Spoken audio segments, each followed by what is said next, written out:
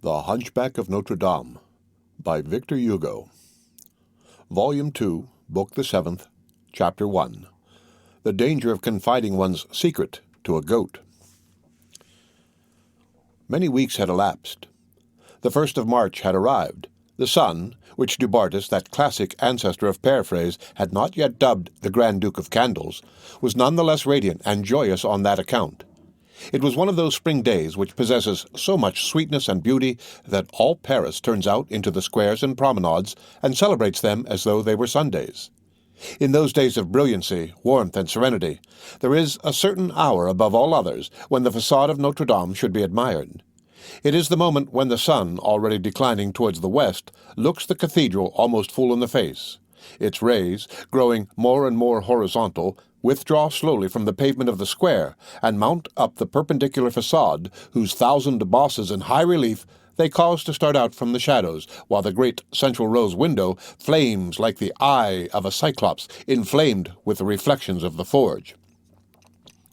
This was the hour.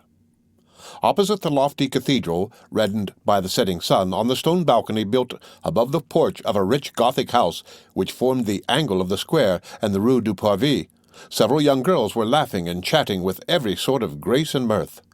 From the length of the veil which fell from their pointed coif, twined with pearls to their heels, from the fineness of the embroidered chemisette which covered their shoulders and allowed a glimpse, according to the pleasing custom of the time, of the swell of their fair virgin bosoms, from the opulence of their under petticoats, still more precious than their overdress, marvelous refinement, from the gauze, the silk, the velvet, with which all this was composed, and, above all, from the whiteness of their hands which certified to their leisure and idleness, it was easy to divine they were noble and wealthy heiresses.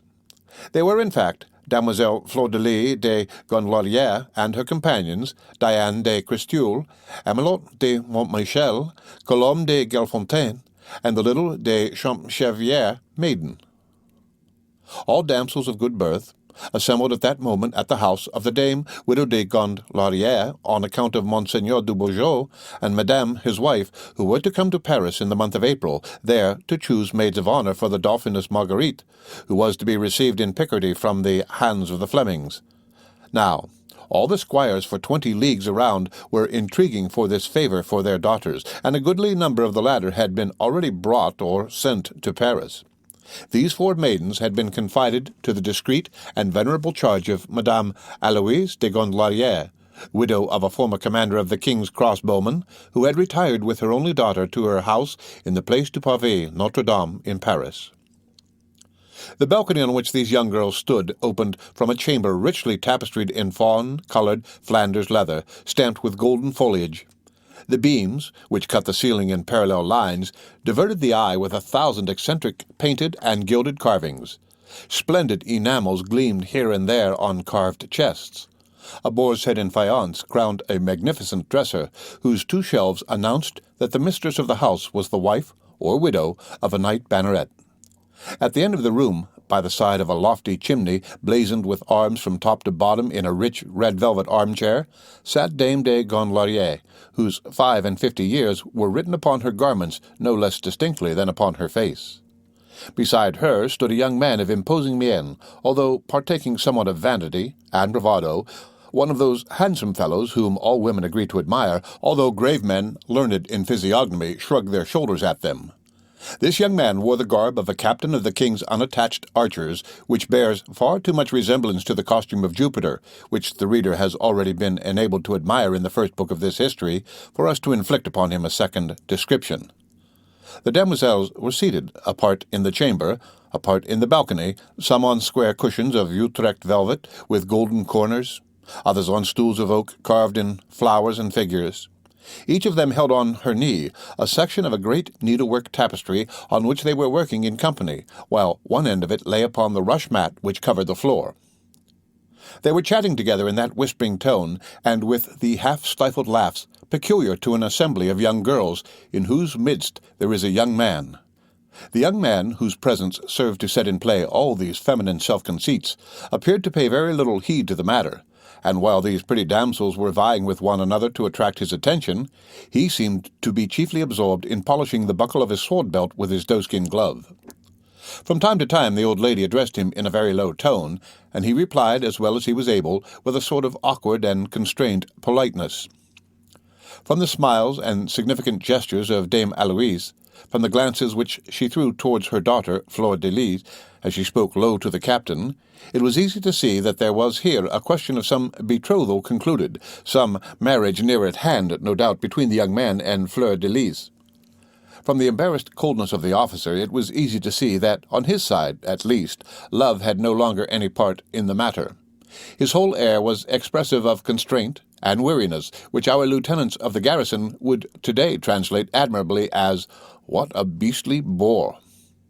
The poor dame, very much infatuated with her daughter, like any other silly mother, did not perceive the officer's lack of enthusiasm, and strove in low tones to call his attention to the infinite grace with which Fleur-de-Lys used her needle or wound her skein.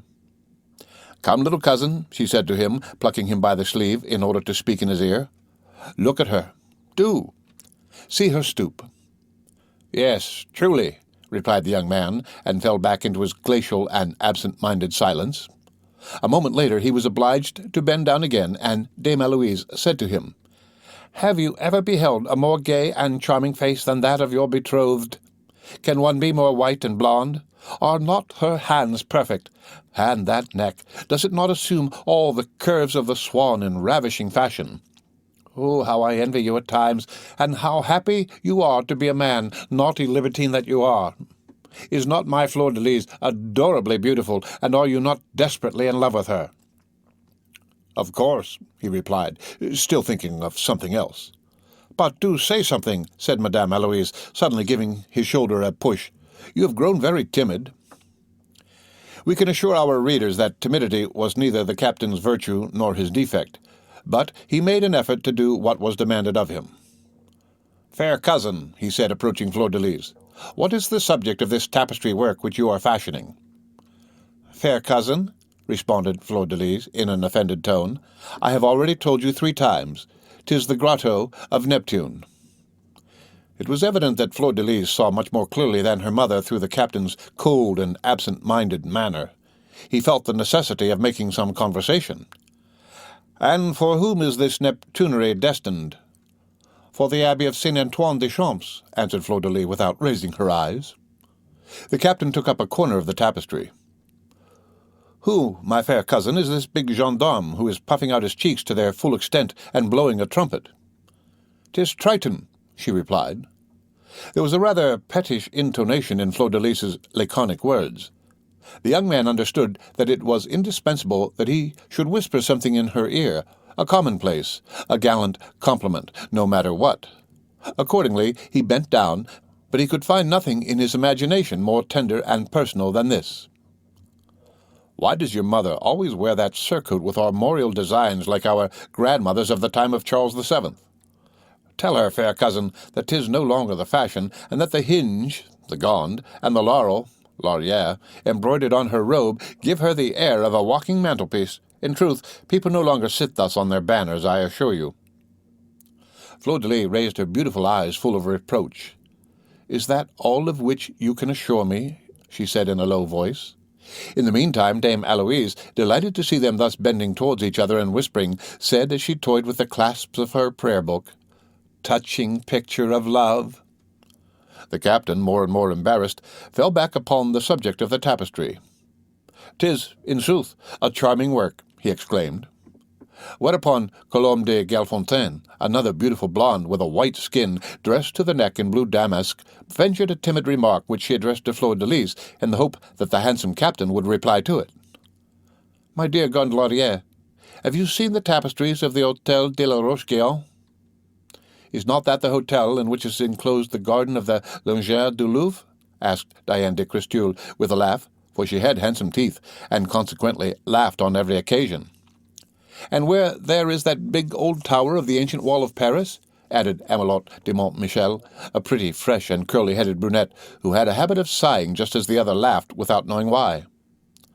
"My dear Colombe," interpolated Dame Aloise, "do you not mean the hotel which belonged to Monsieur de Baqueville in the reign of King Charles VI? There are indeed many superb high-warp tapestries there." Charles VI. Charles VI. muttered the young captain, twirling his moustache. "Good heavens, what old things the good dame does remember!" Madame de Gondelaurier continued, "Fine tapestries, in truth, a work so esteemed that it passes as unrivalled." At that moment, Bellringer de Champchevrier, a slender little maid of 7 years who was peering into the square through the trefoils of the balcony, exclaimed, "Oh, look, fair godmother Fleur-de-Lis, at that pretty dancer who is dancing on the pavement and playing the tambourine in the midst of the loutish bourgeois." The sonorous vibration of a tambourine was, in fact, audible. "Some gypsy from Bohemia," said Fleur-de-Lis, turning carelessly towards the square. "Look! Look!" exclaimed her lively companions, and they all ran to the edge of the balcony, while Fleur-de-Lis, rendered thoughtful by the coldness of her betrothed, followed them slowly, and the latter, relieved by this incident, which put an end to an embarrassing conversation, retreated to the farther end of the room with the satisfied air of a soldier released from duty. Nevertheless, the fair Fleur-de-Lis was a charming and noble service, and such it had formerly appeared to him. But the captain had gradually become blasé. The prospect of a speedy marriage cooled him more every day. Moreover, he was of a fickle disposition, and, must we say it, rather vulgar in taste. Although a very noble birth, he had contracted in his official harness more than one habit of the common trooper. The tavern and its accompaniments pleased him. He was only at his ease amid gross language, military gallantries, facile beauties, and successes yet more easy. He had nevertheless received from his family some education and some politeness of manner, but he had been thrown on the world too young. He had been in garrison at too early an age, and every day the polish of a gentleman became more and more effaced by the rough friction of his gendarme's cross-belt. While still continuing to visit her from time, from a remnant of common respect, he felt doubly embarrassed with Fleur-de-Lis. In the first place because, in consequence of having scattered his love in all sorts of places, he had reserved very little for her.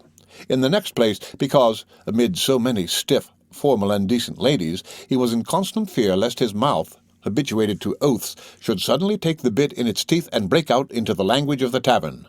The effect can be imagined. Moreover, all this was mingled in him with great pretensions to elegance, toilette, and a fine appearance. Let the reader reconcile these things as best he can. I am simply the historian.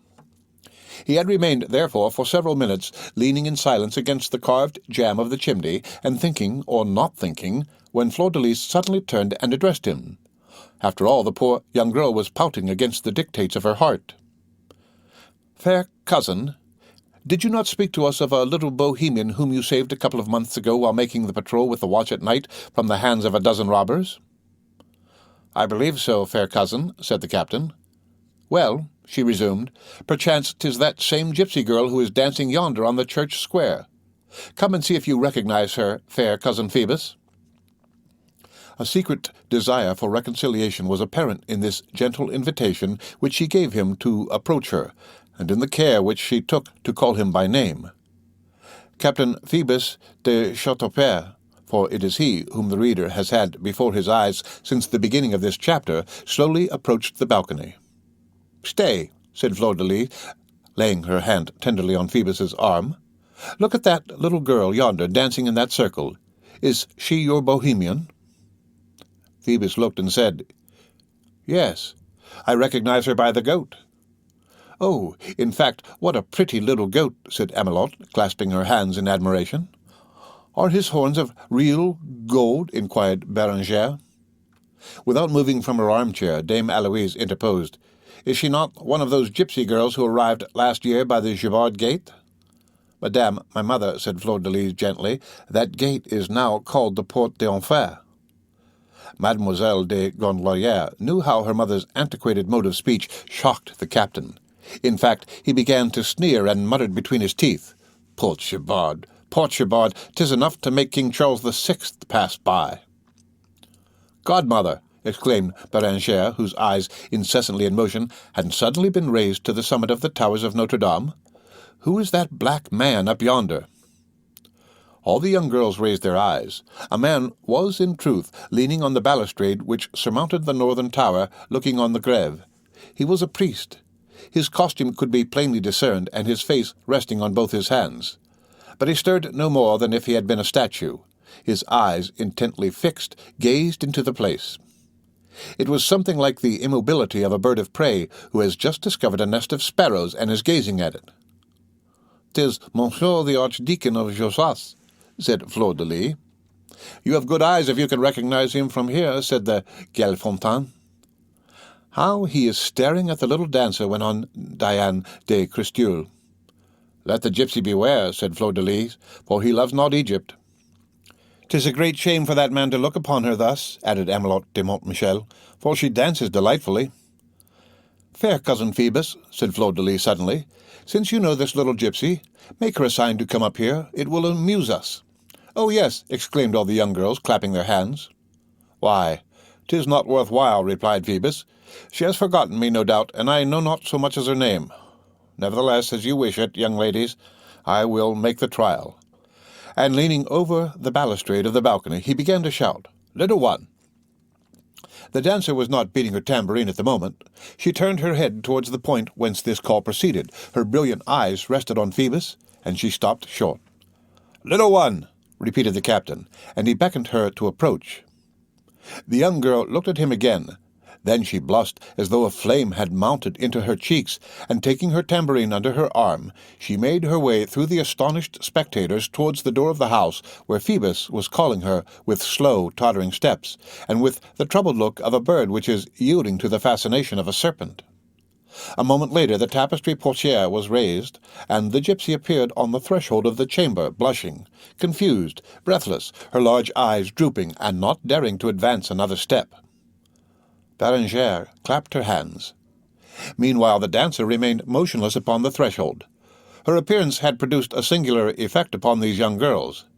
It is certain that a vague and indistinct desire to please the handsome officer animated them all, that his splendid uniform was the target of all their coquetries, and that, from the moment he presented himself, there existed among them a secret, suppressed rivalry which they hardly acknowledged even to themselves, but which broke forth nonetheless every instant in their gestures and remarks.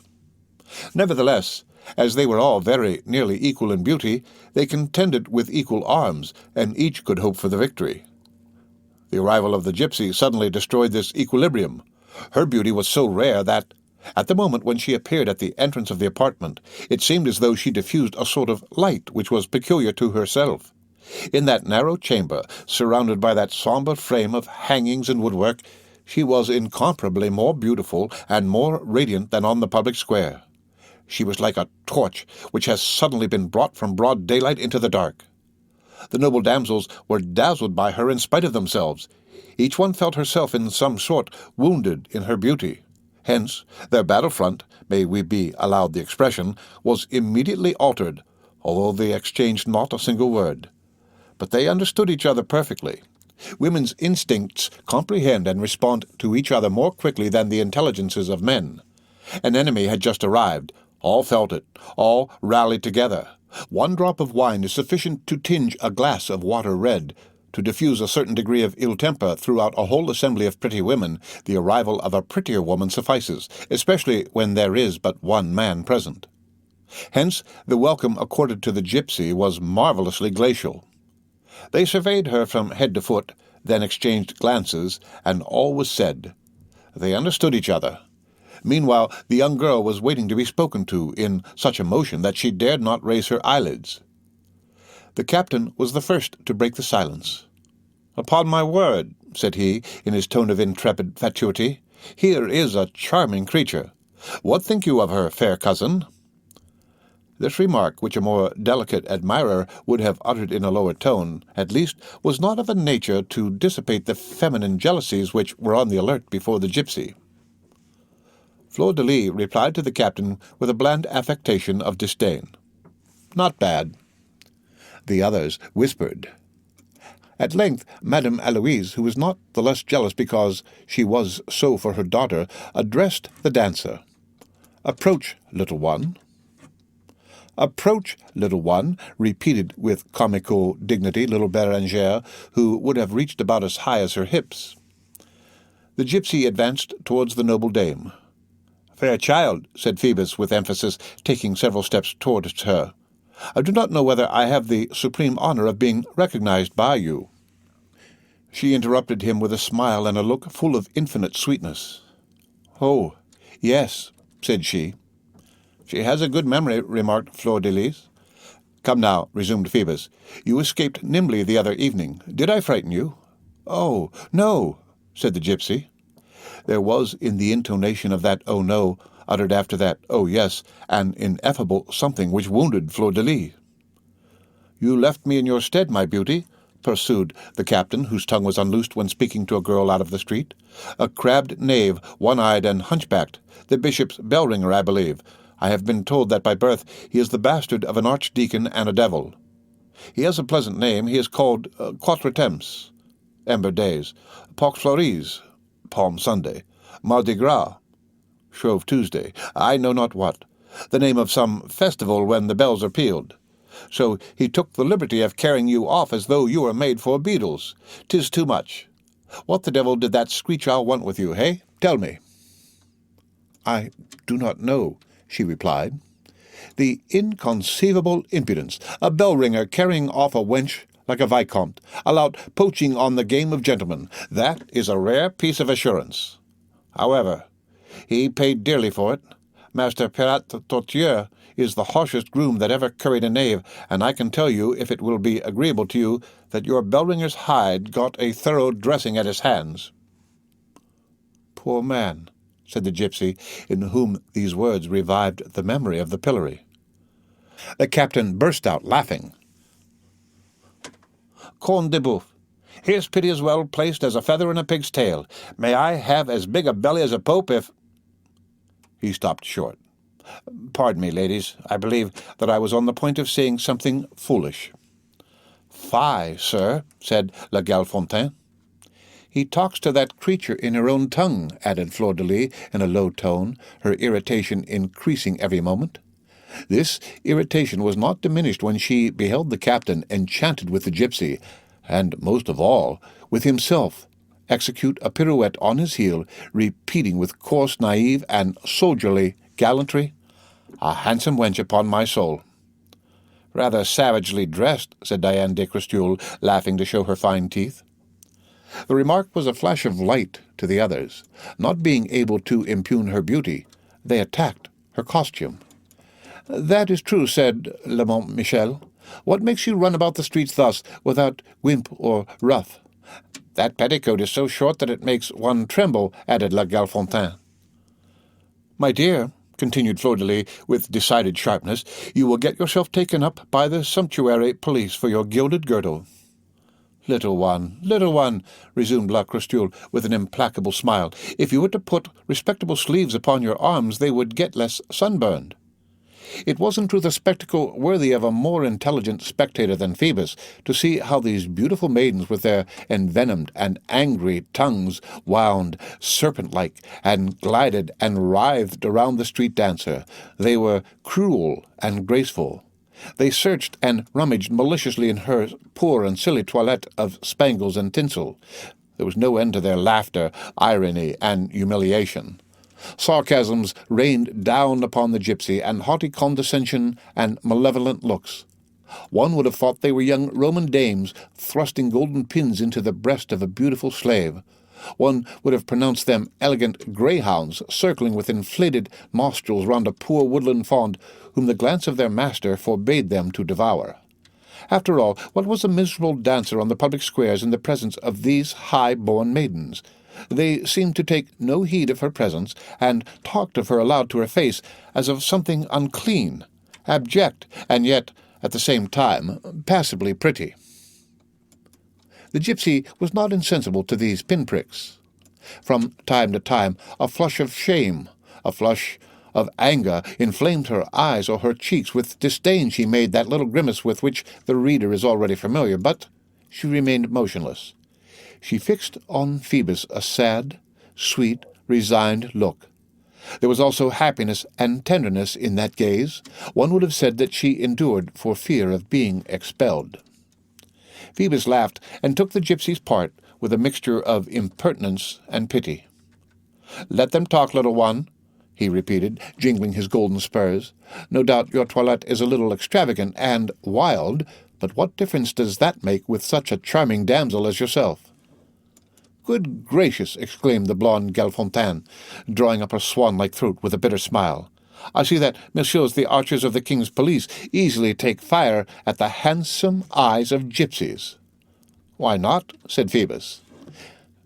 At this reply, uttered carelessly by the captain like a stray stone whose fall one does not even watch, Colombe began to laugh, as well as Diane, Amelot, and Fleur-de-Lis, into whose eyes at the same time a tear started. The gypsy, who had dropped her eyes on the floor at the words of Colombe de Galfontaine, raised them beaming with joy and pride, and fixed them once more on Phoebus. She was very beautiful at the moment. The old dame, who was watching this scene, felt offended without understanding why. "Holy Virgin!" she suddenly exclaimed, "what is it moving about my legs? Ah, the villainous beast!" It was the goat, who had just arrived in search of his mistress, and who, in dashing towards the ladder, had begun by entangling his horns in the pile of stuffs which the noble dame's garments heaped up on her feet when she was seated. This created a diversion. The gypsy disentangled his horns without uttering a word. "Oh, here's the little goat with golden hooves!" exclaimed Bellringer, dancing with joy. The gypsy crouched down on her knees and leaned her cheek against the fondling head of the goat. One would have said that she was asking for pardon for having quitted it thus. Meanwhile, Diane had bent down to Colombe's ear. "Ah, good heavens, why did not I think of that sooner? 'Tis the gypsy with the goat. They say she is a sorceress, and that her goat executes very miraculous tricks." "Well," said Colombe, "the goat must now amuse us in its turn and perform a miracle for us." Diane and Colombe eagerly addressed the gypsy. "Little one, make your goat perform a miracle." "I do not know what you mean," replied the dancer. "A miracle, a piece of magic, a bit of sorcery, in short." "I do not understand," and she fell to caressing the pretty animal, repeating, "Djali, Djali." At that moment Fleur-de-Lis noticed a little bag of embroidered leather suspended from the neck of the goat. "What is that?" she asked of the gypsy. The gypsy raised her large eyes upon her and replied gravely, "That is my secret." "I should really like to know what your secret is," thought Fleur-de-Lis. Meanwhile, the good dame had risen angrily. "Come now, gypsy, if neither you nor your goat can dance for us, what are you doing here?" The gypsy walked slowly towards the door without making any reply. But the nearer she approached it, the more her pace slackened. An irresistible magnet seemed to hold her. Suddenly she turned her eyes, wet with tears, towards Phoebus, and halted. "To God!" exclaimed the captain, "that's not the way to depart. Come back and dance something for us. By the way, my sweet love, what is your name?" "La Esmeralda," said the dancer, never taking her eyes from him. At this strange name a burst of wild laughter broke from the young girls. "Here's a terrible name for a young lady," said Diane. "You see well enough," retorted Amelot, "that she is an enchantress." "My dear," exclaimed Dame Aloise solemnly, "your parents did not commit the sin of giving you that name at the baptismal font." In the meantime, several minutes previously, Bellringer had coaxed the goat into a corner of the room with a marchpane cake, without anyone having noticed her. In an instant they had become good friends. The curious child had detached the bag from the goat's neck, had opened it, and had emptied out its contents on the rush matting. It was an alphabet, each letter of which was separately inscribed on a tiny block of boxwood. Hardly had these playthings been spread out on the matting when the child, with surprise, beheld the goat, one of whose miracles this was, no doubt, draw out certain letters with its golden hoof and arrange them with gentle pushes in a certain order. In a moment they constituted a word which the goat seemed to have been trained to write, so little hesitation did it show in forming it, and Bellringer suddenly exclaimed, clasping her hands in admiration, "Godmother! Fleur-de-Lis! See what the goat has just done!" Fleur-de-Lis ran up and trembled. The letters arranged upon the word formed this word: Phoebus. "Was it the goat who wrote that?" she inquired in a changed voice. "Yes, godmother," replied Bellringer. It was impossible to doubt it. The child did not know how to write. "This is the secret," thought Fleur-de-Lis. Meanwhile, at the child's exclamation, all had hastened up, the mother, the young girls, the gypsy, and the officer. The gypsy beheld the piece of folly which the goat had committed. She turned red, then pale, and began to tremble like a culprit before the captain, who gazed at her with a smile of satisfaction and amazement. "Phoebus," whispered the young girl, stupefied. "'Tis the captain's name." "You have a marvellous memory," said Fleur-de-Lis to the petrified gypsy. Then, bursting into sobs, "Oh," she stammered mournfully, hiding her face in both her beautiful hands, "she is a magician," and she heard another and a still more bitter voice at the bottom of her heart saying, "She is a rival." She fell fainting. "My daughter! My daughter!" cried the terrified mother. "Begone, you gypsy of hell!" In a twinkling, La Esmeralda gathered up the unlucky letters, made a sign to Djali, and went out through one door while Fleur-de-Lis was being carried out through the other. Captain Phoebus, on being left alone, hesitated for a moment between the two doors. Then he followed the gypsy. The end of Book the 7th, Chapter 1, of The Hunchback of Notre Dame. The Hunchback of Notre Dame, by Victor Hugo. Volume 2, Book the 7th, Chapter 2. A priest and a philosopher are two different things. The priest whom the young girls had observed at the top of the north tower, leaning over the place, and so attentive to the dance of the gypsy, was in fact Archdeacon Claude Frollo. Our readers have not forgotten the mysterious cell which the archdeacon had reserved for himself in that tower. I do not know, by the way, be it said, whether it be not the same, the interior of which can be seen today through a little square window opening to the east at the height of a man above the platform from which the towers spring, a bare and dilapidated den whose badly plastered walls are ornamented here and there at the present day with some wretched yellow engravings, representing the facades of cathedrals. I presume that this hole is jointly inhabited by bats and spiders, and that, consequently, it wages a double war of extermination on the flies. Every day, an hour before sunset, the archdeacon ascended the staircase to the tower, and shut himself up in this cell where he sometimes passed whole nights. That day, at the moment when, standing before the low door of his retreat, he was fitting into the lock the complicated little key which he always carried about him in the purse suspended to his side, a sound of tambourine and castanets had reached his ear.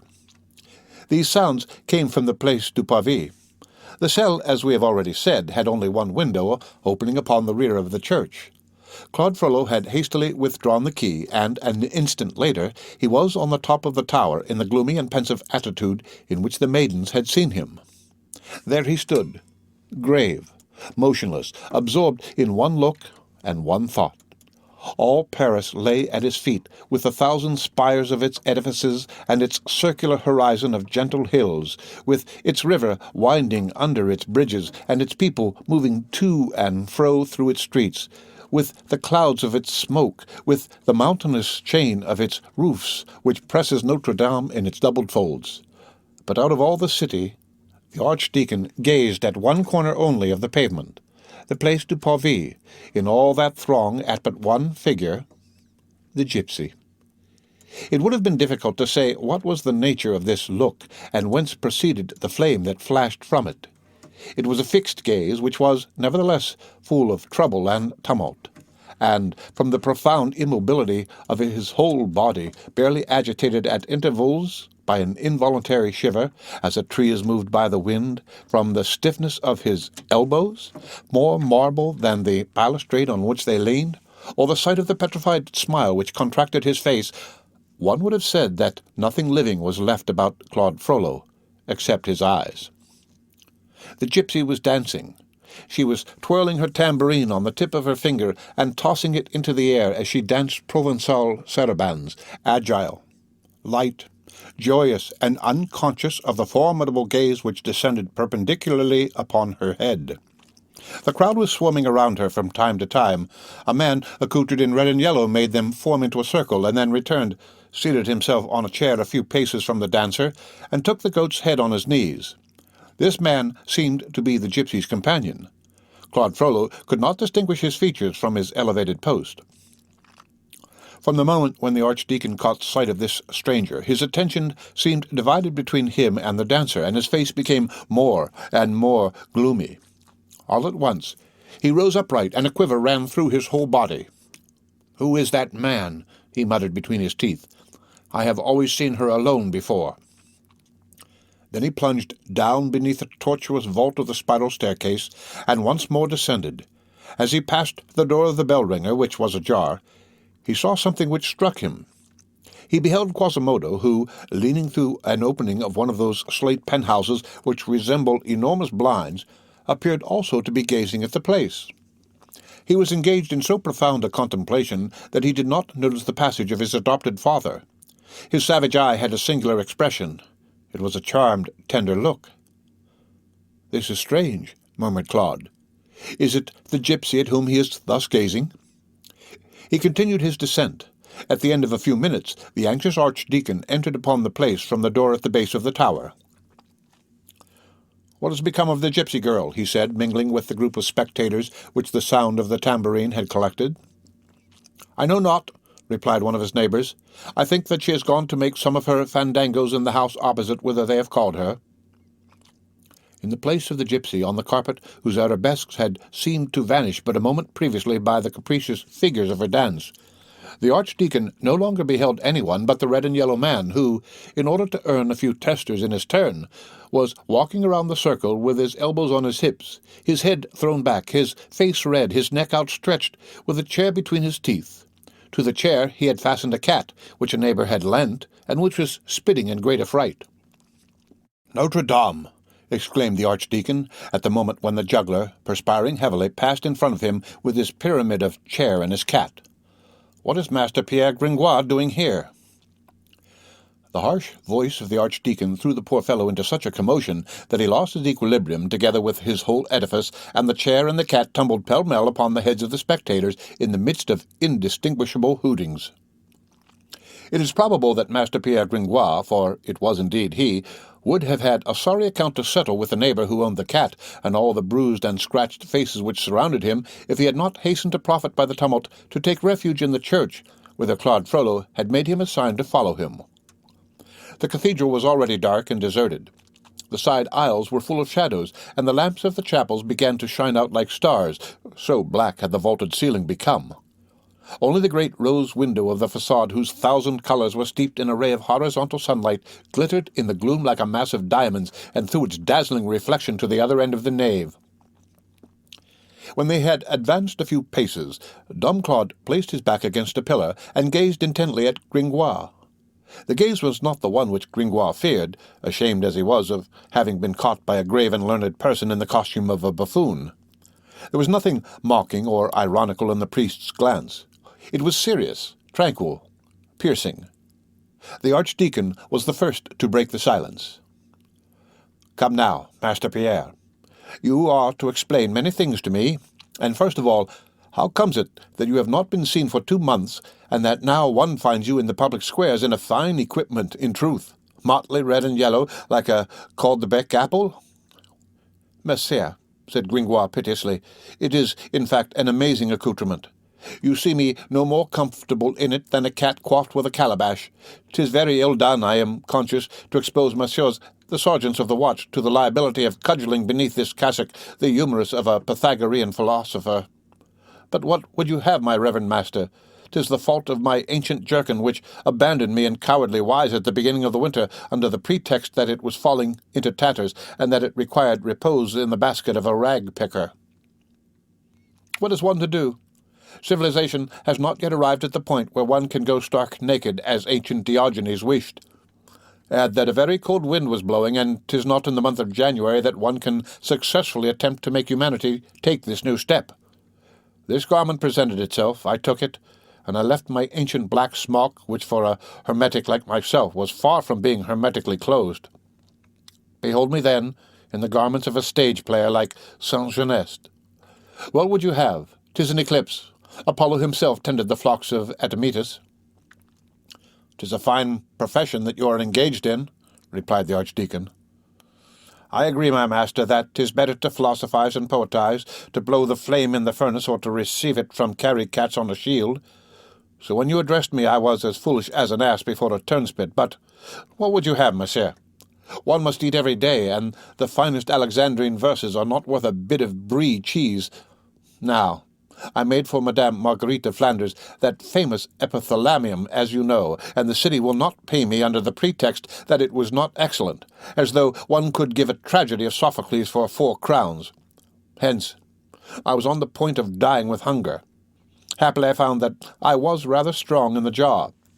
So I said to this jaw, perform some feats of strength and of equilibrium. Nourish thyself. Alite ipsum. A pack of beggars who have become my good friends have taught me 20 sort of Herculean feats, and now I give to my teeth every evening the bread which they have earned during the day by the sweat of my brow.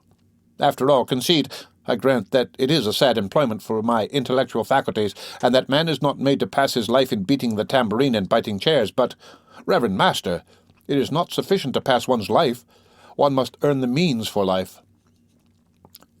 Dumb Claude listened in silence. All at once his deep-set eye assumed so sagacious and penetrating an expression that Gringoire felt himself, so to speak, searched to the bottom of the soul by that glance. Very good, Master Pierre. But how comes it that you are now in company with that gypsy dancer? In faith, said Gringoire, 'tis because she is my wife, and I am her husband. The priest's gloomy eyes flashed into flame. Have you done that, you wretch? He cried, seizing Gringoire's arm with fury. Have you been so abandoned by God as to raise your hand against that girl? On my chance of paradise, monseigneur, replied Gringoire, trembling in every limb, I swear to you that I have never touched her, if that is what disturbs you. Then why do you talk of husband and wife? Said the priest. Gringoire made haste to relate to him as succinctly as possible all that the reader already knows, his adventure in the Court of Miracles, and the broken crock marriage. It appeared, moreover, that this marriage had led to no results whatever, and that each evening the gypsy girl cheated him of his nuptial rights as on the first day. "'Tis a mortification," he said in conclusion, "but that is because I have had the misfortune to wed a virgin." "What do you mean?" demanded the archdeacon, who had been gradually appeased by this recital. "'Tis very difficult to explain," replied the poet. "It is a superstition. My wife is, according to what an old thief, who is called among us the Duke of Egypt, has told me, a foundling or a lost child, which is the same thing. She wears on her neck an amulet which, it is affirmed, will cause her to meet her parents some day, but which will lose its virtue if the young girl loses hers. Hence, it follows that both of us remain very virtuous." "So," resumed Claude, whose brow cleared more and more, "you believe, Master Pierre, that this creature has not been approached by any man?" "What would you have a man do, Dom Claude, as against a superstition? She has got that in her head. I assuredly esteem as a rarity this nun-like prudery which is preserved untamed amid those Bohemian girls who are so easily brought into subjection. But she has 3 things to protect her. The Duke of Egypt, who has taken her under his safeguard, reckoning, perchance, on selling her to some gay abbey, all his tribe, who hold her in singular veneration like a Notre Dame, and a certain tiny poignard which the buxom dame always wears about her in some nook, in spite of the ordinances of the provost, and which one causes to fly out into her hands by squeezing her waist. 'Tis a proud wasp, I can tell you." The archdeacon pressed Gringoire with questions. La Esmeralda, in the judgment of Gringoire, was an inoffensive and charming creature, pretty, with the exception of a pout which was peculiar to her, a naive and passionate damsel, ignorant of everything and enthusiastic about everything, not yet aware of the difference between a man and a woman, even in her dreams, made like that, wild especially over dancing, noise, the open air, a sort of woman-bee with invisible wings on her feet and living in a whirlwind. She owed this nature to the wandering life which she had always led.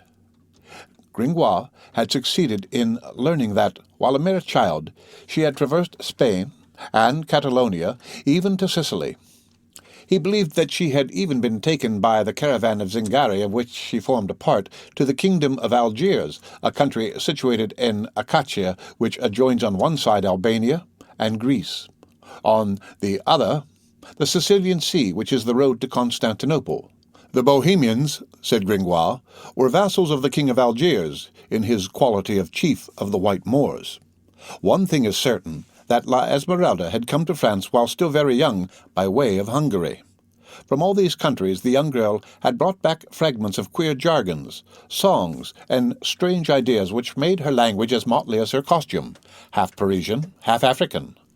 However, the people of the quarters which she frequented loved her for her gaiety, her daintiness, her lively manners, her dances, and her songs. She believed herself to be hated in all the city by but two persons of whom she often spoke in terror: the sacked nun of the Tour Roland, a villainous recluse who cherished some secret grudge against these gypsies, and who cursed the poor dancer every time that the latter passed before her window, and a priest who never met her without casting at her looks and words which frightened her. The mention of this last circumstance disturbed the archdeacon greatly, though Gringoire paid no attention to his perturbation. To such an extent had 2 months sufficed to cause the heedless poet to forget the singular details of the evening on which he had met the gypsy, and the presence of the archdeacon in it all. Otherwise the little dancer feared nothing. She did not tell fortunes which protected her against those trials for magic which were so frequently instituted against gypsy women. And then Gringoire held the position of her brother, if not of her husband. After all, the philosopher endured this sort of platonic marriage very patiently. It meant a shelter and bread at least. Every morning he set out from the lair of the thieves, generally with the gypsy. He helped her make her collections of toges and little blanks in the squares. Each evening he returned to the same roof with her, allowed her to bolt herself into her little chamber, and slept the sleep of the just. A very sweet existence, taking it all in all, he said, and well adapted to reverie. And then, on his soul and conscience, the philosopher was not very sure that he was madly in love with the gypsy. He loved her goat almost as dearly. It was a charming animal, gentle, intelligent, clever, a learned goat. Nothing was more common in the Middle Ages than these learned animals, which amazed people greatly, and often led their instructors to the stake. But the witchcraft of the goat with the golden hooves was a very innocent species of magic. Gringoire explained them to the archdeacon, whom these details seemed to interest deeply. In the majority of cases it was sufficient to present the tambourine to the goat in such or such a manner in order to obtain from him the trick desired. He had been trained to this by the gypsy, who possessed in these delicate arts so rare a talent that 2 months had sufficed to teach the goat to write with movable letters the word Phoebus. "Phoebus," said the priest. "Why Phoebus?" "I know not," replied Gringoire. "Perhaps it is a word which she believes to be endowed with some magic and secret virtue. She often repeats it in a low tone when she thinks that she is alone." "Are you sure," persisted Claude with his penetrating glance, "that it is only a word and not a name?" "The name of whom?" said the poet. "How should I know?" said the priest. "This is what I imagine, monsieur. These Bohemians are something like Guebre, and adore the sun. Hence Phoebus." "That does not seem so clear to me as to you, Master Pierre." "After all, that does not concern me. Let her mumble at Phoebus at her pleasure. One thing is certain, that Djali loves me almost as much as he does her." "Who is Djali?" "The goat." The archdeacon dropped his chin into his hand and appeared to reflect for a moment. All at once he turned abruptly to Gringoire once more. "And do you swear to me that you have not touched her?" "Whom?" said Gringoire. "The goat?" "No, that woman." "My wife?" "I swear to you that I have not." "You are often alone with her?" "A good hour every evening." Dom Claude frowned. Oh, solus cum sola non cogitabantur errare paternoster." "Upon my soul, I could say the Pater and the Ave Maria and the Credo in Deum Patrum Omnipotentem without her paying any more attention to me than a chicken to a church." "Swear to me, by the body of your mother," repeated the archdeacon violently, "that you have not touched that creature with even the tip of your finger." "I will also swear it by the head of my father, for the two things have more affinity between them. But, my reverend master, permit me a question in my turn." "Speak, sir." "What concern is it of yours?" The archdeacon's pale face became as crimson as the cheek of a young girl. He remained for a moment without answering, then, with visible embarrassment, "Listen, Master Pierre Gringoire. You are not yet damned so far as I know. I take an interest in you and wish you well. Now, the least contact with that Egyptian of the demon would make you the vassal of Satan. You know that 'tis always the body which ruins the soul. Woe to you if you approach that woman. That is all." "I tried once," said Gringoire, scratching his ear. "It was the first day, but I got stung." "You were so audacious, Master Pierre?" And the priest's brow clouded over again. "On another occasion," continued the poet with a smile, "I peeped through the keyhole before going to bed, and I beheld the most delicious dame in her shift that ever made a bed creak under her bare foot." "Go to the devil!" cried the priest with a terrible look, and giving the amazed Gringoire a push on the shoulders, he plunged with long strides under the gloomiest arcades of the cathedral. The end of Book the 7th, Chapter 2 of The Hunchback of Notre Dame. The Hunchback of Notre Dame, by Victor Hugo. Volume 2, Book the 7th, Chapter 3. The Bells. After the morning in the pillory, the neighbors of Notre Dame thought they noticed that Quasimodo's ardor for ringing had grown cool. Formerly there had been peals for every occasion, long morning serenades which lasted from prime to compline, peals from the belfry for a high mass, rich scales drawn over the smaller bells for a wedding, for a christening, and mingling in the air like a rich embroidery of all sorts of charming sounds. The old church, all vibrating and sonorous, was in a perpetual joy of bells. One was constantly conscious of the presence of a spirit of noise and caprice who sang through all those mouths of brass. Now that spirit seemed to have departed. The cathedral seemed gloomy and gladly remained silent.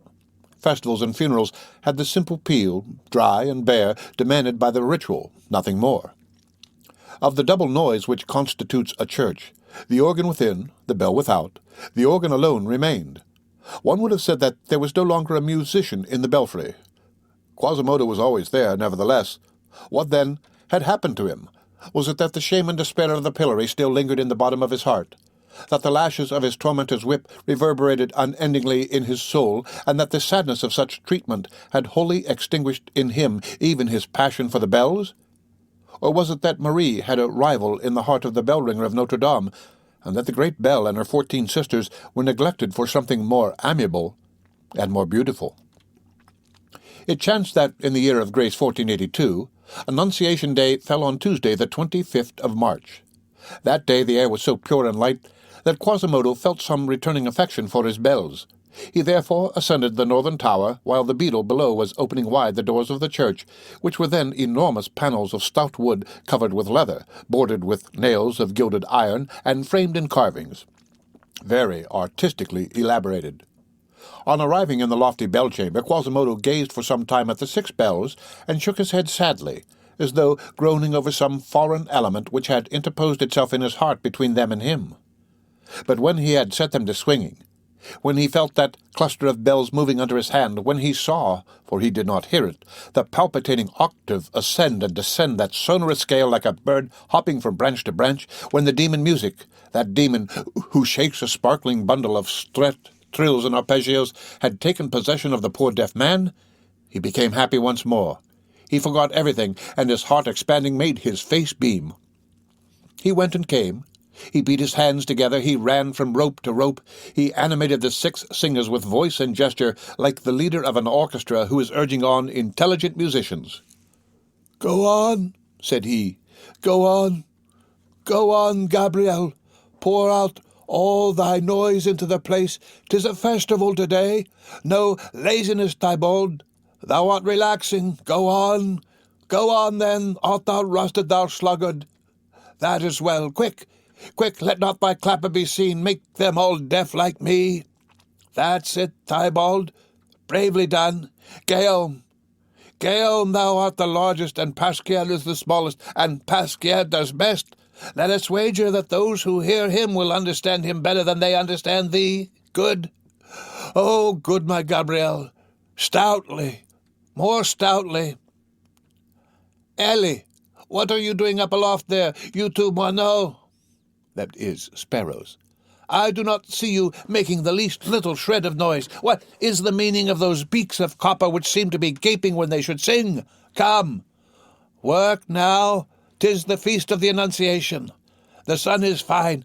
The chime must be fine also. Poor Guillaume, thou art all out of breath, my big fellow.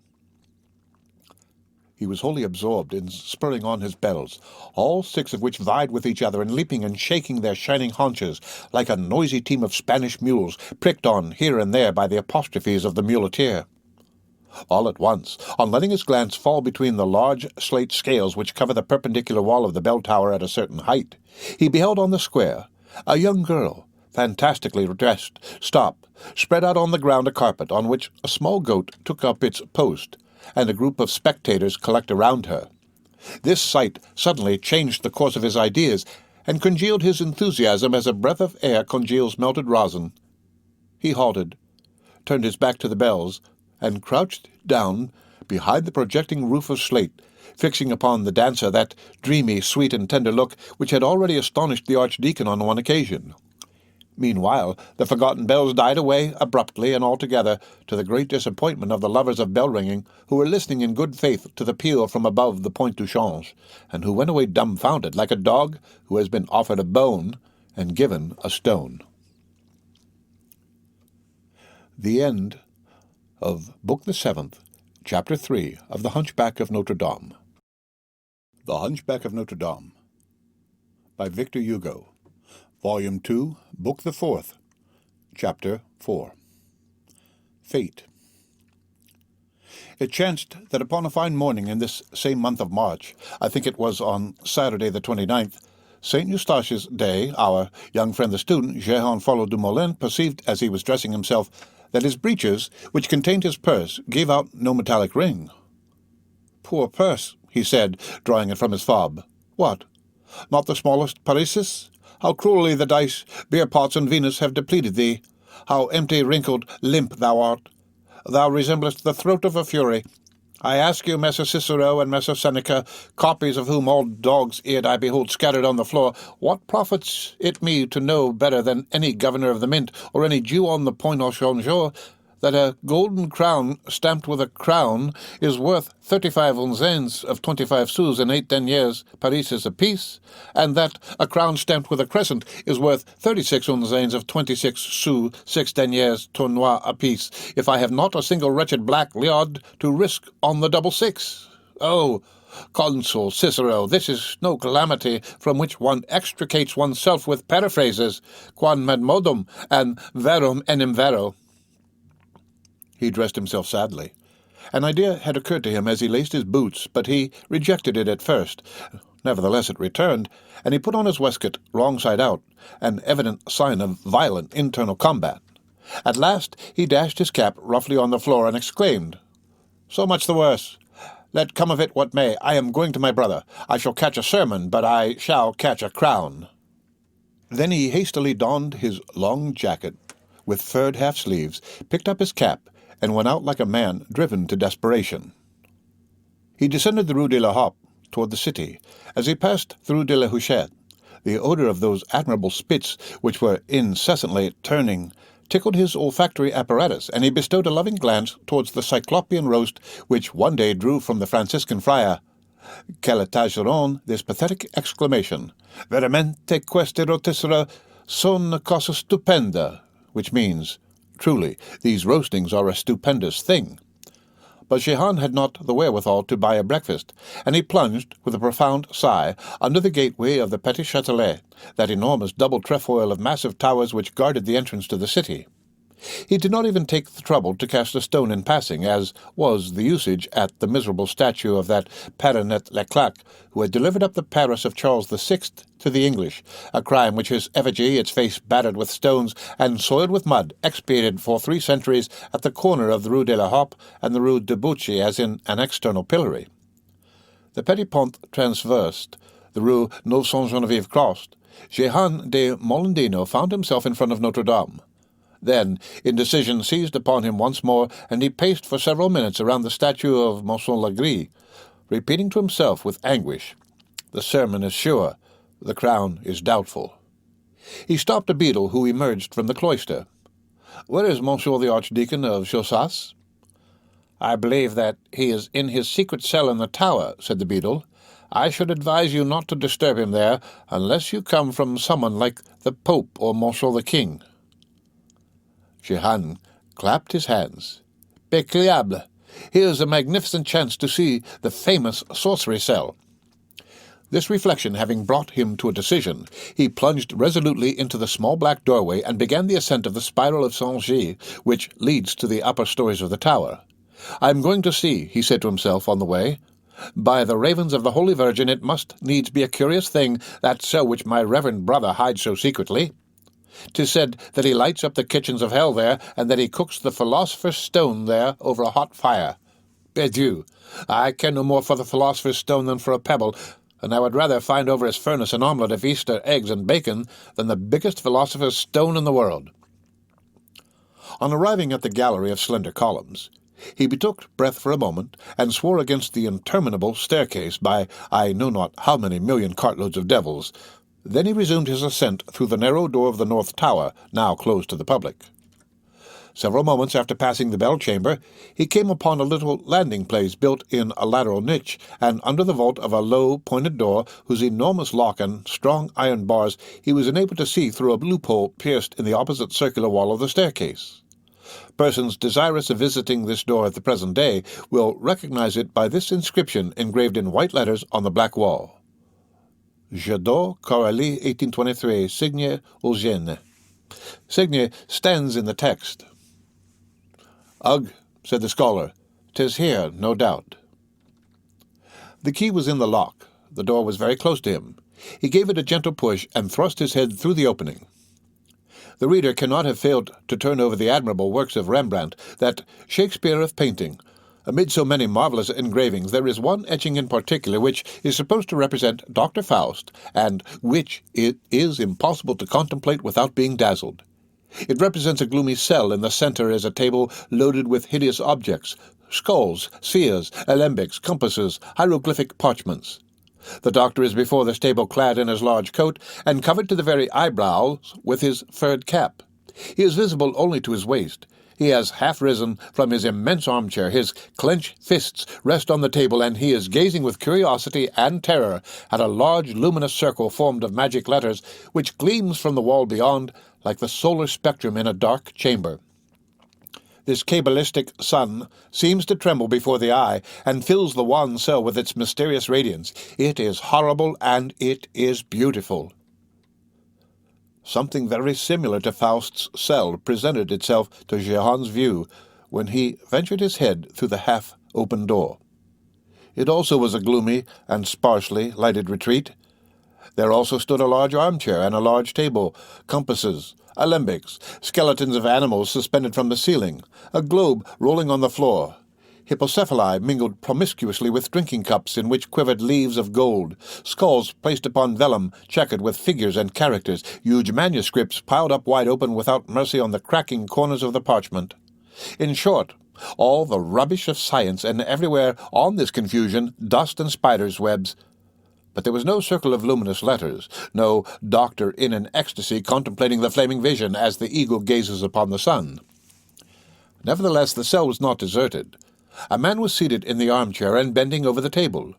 Jehan, to whom his back was turned, could see only his shoulders and the back of his skull, but he had no difficulty in recognizing that bald head which nature had provided with an eternal tonsure, as though desirous of marking by this external symbol the archdeacon's irresistible clerical vocation. Jehan accordingly recognized his brother, but the door had been opened so softly that nothing warned Dom Claude of his presence. The inquisitive scholar took advantage of this circumstance to examine the cell for a few moments at his leisure. A large furnace, which he had not at first observed, stood to the left of the armchair beneath the window. The ray of light which penetrated through this aperture made its way through a spider's circular web, which tastefully inscribed its delicate rose in the arch of the window, and in the center of which the insect architect hung motionless, like the hub of this wheel of lace. Upon the furnace were accumulated in disorder all sorts of vases, earthenware bottles, glass retorts, and mattresses of charcoal. Jehan observed with a sigh that there was no frying-pan. "How cold the kitchen utensils are," he said to himself. In fact, there was no fire in the furnace, and it seemed as though none had been lighted for a long time. a glass mask which Jehan noticed among the utensils of alchemy, and which served, no doubt, to protect the archdeacon's face when he was working over some substance to be dreaded, lay in one corner covered with dust, and apparently forgotten. Beside it lay a pair of bellows no less dusty, the upper side of which bore this inscription encrusted in copper letters: Spira Spera. Other inscriptions were written in accordance with the fashion of the Hermetics, in great numbers on the walls, some traced with ink, others engraved with a metal point. There were, moreover, Gothic letters, Hebrew letters, Greek letters, and Roman letters pell-mell. The inscriptions overflowed at haphazard on top of each other, the more recent effacing the more ancient, and all entangled with each other, like the branches in a thicket, like pikes in an affray. It was, in fact, a strangely confused mingling of all human philosophies, all reveries, all human wisdom. Here and there one shone out from among the rest like a banner among lands' heads. Generally, it was a brief Greek or Roman device, such as the Middle Ages knew so well how to formulate. Unde, inde, homo homini, monstron astra castra nomen numen, mea biclov, uia xasov, sapere aude, fiat ubi, volte, etc.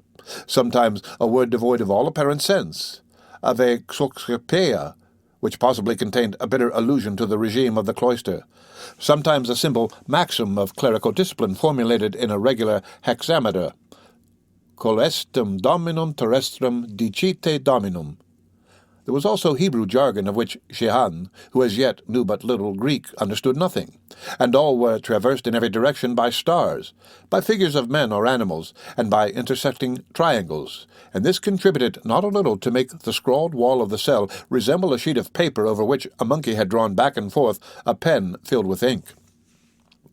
The whole chamber, moreover, presented a general aspect of abandonment and dilapidation, and the bad state of the utensils induced the supposition that their owner had long been distracted from his labors by other preoccupations. Meanwhile, this master, bent over a vast manuscript ornamented with fantastical illustrations, appeared to be tormented by an idea which incessantly mingled with his meditations. That at least was Jehan's idea when he heard him exclaim, with the thoughtful breaks of a dreamer thinking aloud, "Yes, Manu said it, and Zoroaster taught it. The sun is born from fire, the moon from the sun. Fire is the soul of the universe. Its elementary atoms pour forth and flow incessantly upon the world through infinite channels. At the point where these currents intersect each other in the heavens, they produce light. At their points of intersection on earth, they produce gold. Light, gold, the same thing. From fire to the concrete state, the difference between the visible and the palpable, between the fluid and the solid in the same substance, between water and ice, nothing more. These are no dreams. It is the general law of nature. But what is one to do in order to extract from science the secret of this general law? What? This light which inundates my hand is gold. These same atoms, dilated in accordance with a certain law, need only be condensed in accordance with another law. How is it to be done? Some have fancied by burying a ray of sunlight. Averroes, yes, 'tis Averroes. Averroes buried one under the first pillar on the left of the sanctuary of the Koran, in the great Mahometan mosque of Cordova. But the vault cannot be opened for the purpose of ascertaining whether the operation has succeeded until after the lapse of 8,000 years. The devil, says Jehan to himself, 'tis a long while to wait for a crown. Others have thought, continued the dreamy archdeacon, that it would be better worth while to operate upon a ray of Sirius. But 'tis exceeding hard to obtain this ray pure, because of the simultaneous presence of other stars whose rays mingle with it. Flamel esteemed it more simple to operate upon terrestrial fire. Flame. There's predestination in the name. Flamma, yes, fire. All lies there. The diamond is contained in the carbon, gold is in the fire. But how to extract it? Magistry affirms that there are names which possess a charm so sweet and mysterious that it suffices to pronounce them during the operation. Let us read what Manon says on the matter. Where women are honored, their divinities are rejoiced. Where they are despised, it is useless to pray to God. The mouth of a woman is constantly pure. It is a running water. It is a ray of sunlight. The name of a woman should be agreeable, sweet, fanciful. It should end in long vowels and resemble words of benediction. Yes, The sage is right. In truth, Maria, Sophia, La Esmeralda. Damnation! Always that thought, and he closed the book violently. He passed his hand over his brow, as though to brush away the idea which assailed him. Then he took from the table a nail and a small hammer, whose handle was curiously painted with cabalistic letters. "For some time," he said with a bitter smile, "I have failed in all my experiments. One fixed idea possesses me, and sears my brain like fire. I have not been even able to discover the secret of Cassiodorus, whose lamp burned without wick and without oil. A simple matter, nevertheless." "The deuce," muttered Jehan in his beard. "Hence," continued the priest, "one wretched thought is sufficient to render a man weak and beside himself. Oh, how Claude Pernelle would laugh at me! She who could not turn Nicholas Flamel aside for one moment from his pursuit of the great work. What? I hold in my hand the magic hammer of Zechel. At every blow dealt by the formidable rabbi from the depths of his cell upon this nail, that one of his enemies whom he had condemned, were he 1,000 leagues away, was buried a cubit deep in the earth which swallowed him. The King of France himself, in consequence of once having inconsiderately knocked at the door of the thaumaturgist, sank to the knees through the pavement of his own Paris. This took place 3 centuries ago. Well, I possess the hammer and the nail, and in my hands they are utensils no more formidable than a club in the hands of a maker of edge tools. And yet all that is required is to find the magic word which Zechel pronounced when he struck his nail." "What nonsense," thought Jehan. "Let us see. Let us try," resumed the archdeacon briskly. "Were I to succeed, I should behold the blue spark flash from the head of the nail. Amenhetan. Amenhetan. Ah, that's not it. Signani. Signani. May this nail open the tomb to anyone who bears the name of Phoebus. A curse upon it, always and eternally the same idea." And he flung away the hammer in a rage. Then he sank down so deeply on the armchair and the table that Jehan lost him from view behind the great pile of manuscripts. For the space of several minutes, all that he saw was his fist convulsively clenched on a book. Suddenly, Dom Claude sprang up, seized a compass, and engraved in silence upon the wall, in capital letters, this Greek word, anak, which means fate. "My brother is mad," said Jehan to himself. "It would have been far more simple to write fatum. Everyone is not obliged to know Greek." The archdeacon returned and seated himself in his armchair and placed his head on both his hands, as a sick man does whose head is heavy and burning. The student watched his brother with surprise. He did not know, he who wore his heart on his sleeve, he who observed only the good old law of nature in the world, he who allowed his passions to follow their inclinations, and in whom the lake of great emotions was always dry, so freely did he let it off each day by fresh drains.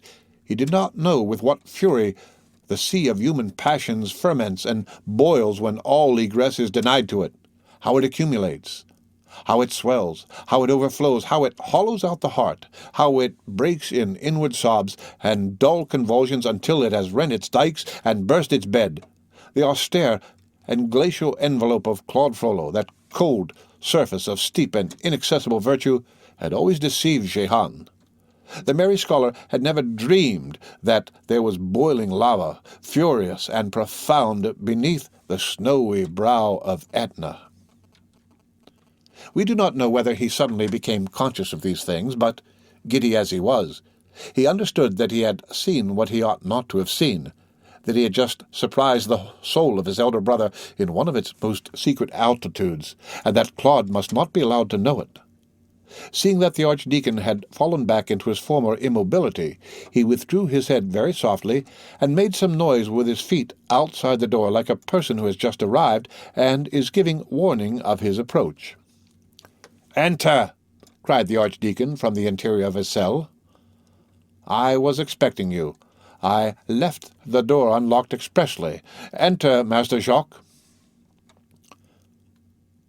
The scholar entered boldly. The archdeacon, who was very much embarrassed by such a visit in such a place, trembled in his armchair. "What? 'Tis you, Jehan?"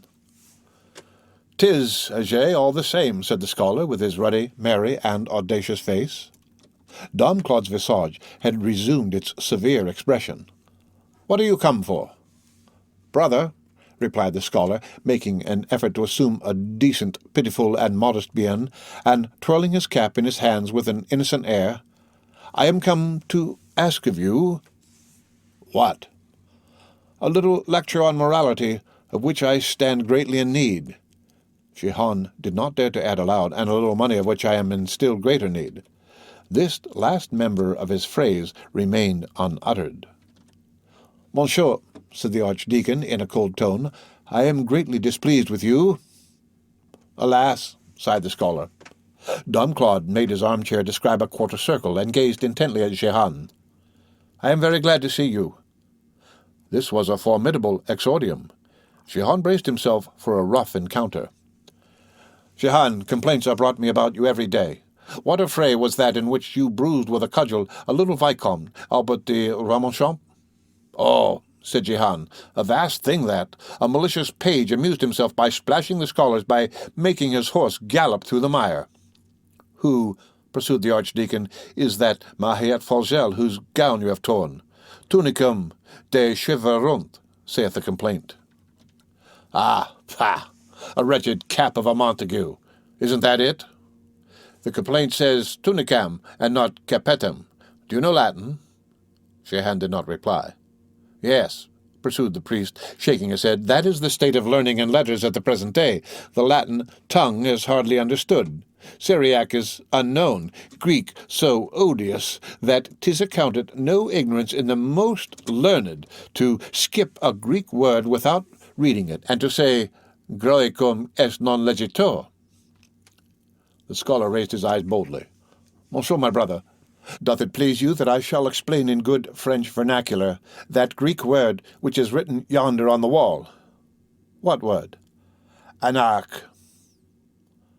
A slight flush spread over the cheeks of the priest, with their high bones like the puff of smoke which announces on the outside the secret commotions of a volcano.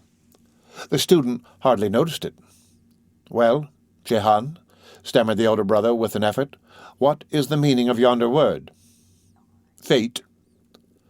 Dom Claude turned pale again, and the scholar pursued carelessly. "And that word below it, graved by the same hand, Ayevela, signifies impurity. You see that people do know their Greek." And the archdeacon remained silent. This Greek lesson had rendered him thoughtful. Master Jehan, who possessed all the artful ways of a spoiled child, judged that the moment was a favourable one in which to risk his request. Accordingly, he assumed an extremely soft tone and began, "My good brother, do you hate me to such a degree as to look savagely upon me because of a few mischievous cuffs and blows distributed in a fair war to a pack of lads and brats? Quibusdum, momocetis." You see, good brother Claude, that people know their Latin. But all this caressing hypocrisy did not have its usual effect on the severe older brother. Cerberus did not bite at the honey cake. The archdeacon's brow did not lose a single wrinkle. "What are you driving at?" he said dryly. "Well, in point of fact this," replied Jehan bravely. "I stand in need of money." At this audacious declaration, the archdeacon's visage assumed a thoroughly pedagogical and paternal expression.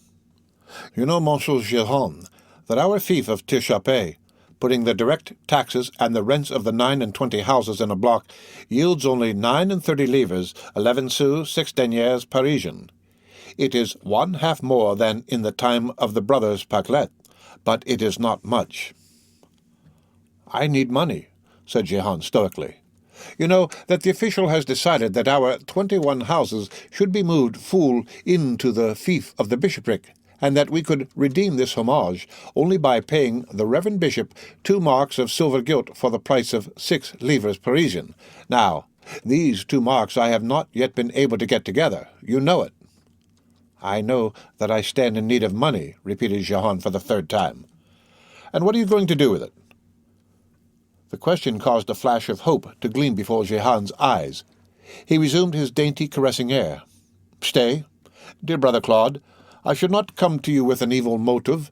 There is no intention of cutting a dash in the taverns with your unzanes, and of strutting about the streets of Paris in a comparison of gold brocade with a lackey cum meo locatio. No, brother, 'tis for a good work." "What good work?" demanded Claude, surprised. "Two of my friends wish to purchase an outfit for the infant of a poor Haudriette widow. It is a charity. It will cost 3 forms, and I should like to contribute to it." "What are the names of your two friends?"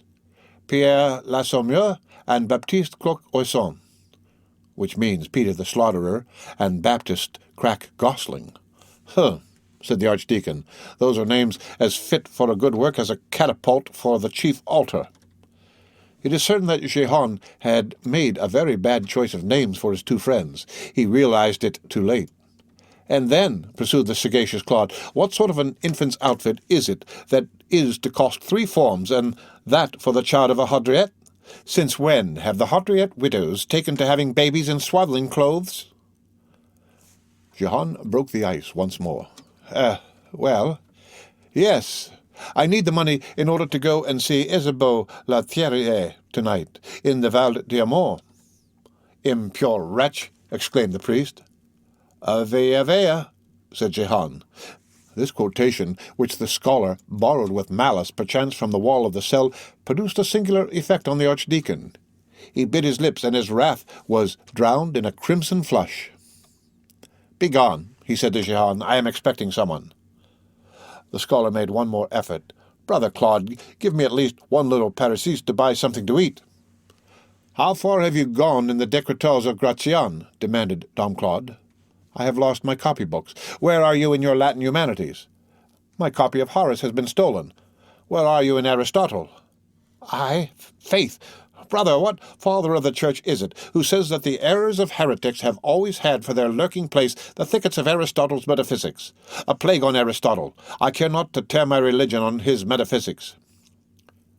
"Young man," resumed the Archdeacon, "at the king's last entry there was a young gentleman named Philippe de Comines, who wore embroidered on the housings of his horse this device upon which I counsel you to meditate: Qui non laborat, non manducet." The scholar remained silent for a moment with his finger in his ear, his eyes on the ground, and a discomfited mien. All at once he turned round to Claude with the agile quickness of a wagtail. "So, my good brother, you refuse me a sou parisis wherewith to buy a crust at a baker's shop?" "Qui non laborat, non manducet." At this response of the inflexible Archdeacon, Jehan hid his head in his hands like a woman sobbing, and exclaimed with an expression of despair, "What is the meaning of this, sir?" demanded Claude, surprised at this freak.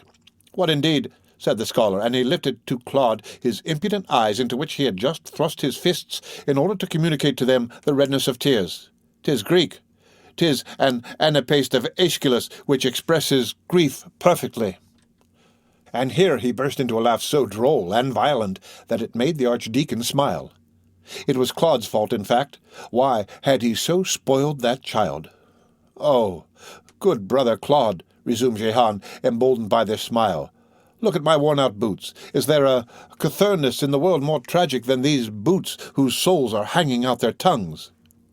The Archdeacon promptly returned to his original severity. "I will send you some new boots, but no money." "Only a little parisis, brother," continued the suppliant Jehan. "I will learn Gratian by heart. I will believe firmly in God. I will be a regular Pythagoras of science and virtue, but 1 little parisis in mercy. Would you have famine bite me with its jaws which are gaping in front of me, blacker, deeper, and more noisome than a Tartarus or the nose of a monk?" Dom Claude shook his wrinkled head. "Qui non laborat?" Jehan did not allow him to finish.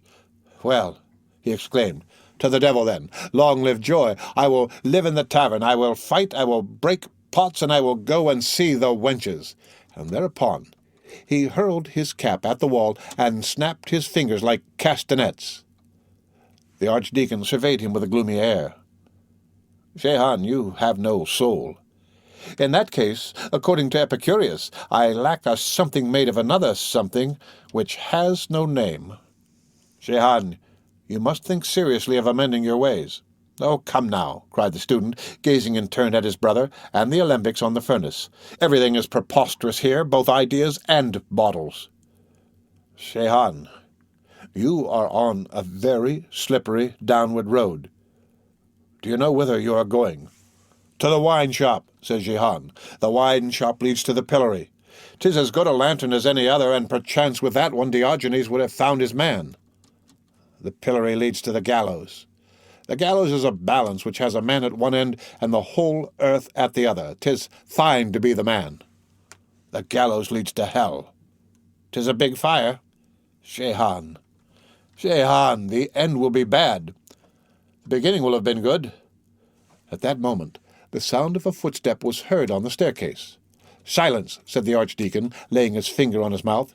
Here is Master Jacques. Listen, Jehan, he added, in a low voice. Have a care never to speak of what you shall have seen or heard here. Hide yourself quickly under the furnace, and do not breathe. The scholar concealed himself. Just then, a happy idea occurred to him. By the way, Brother Claude, a form for not breathing. Silence, I promise. You must give it to me.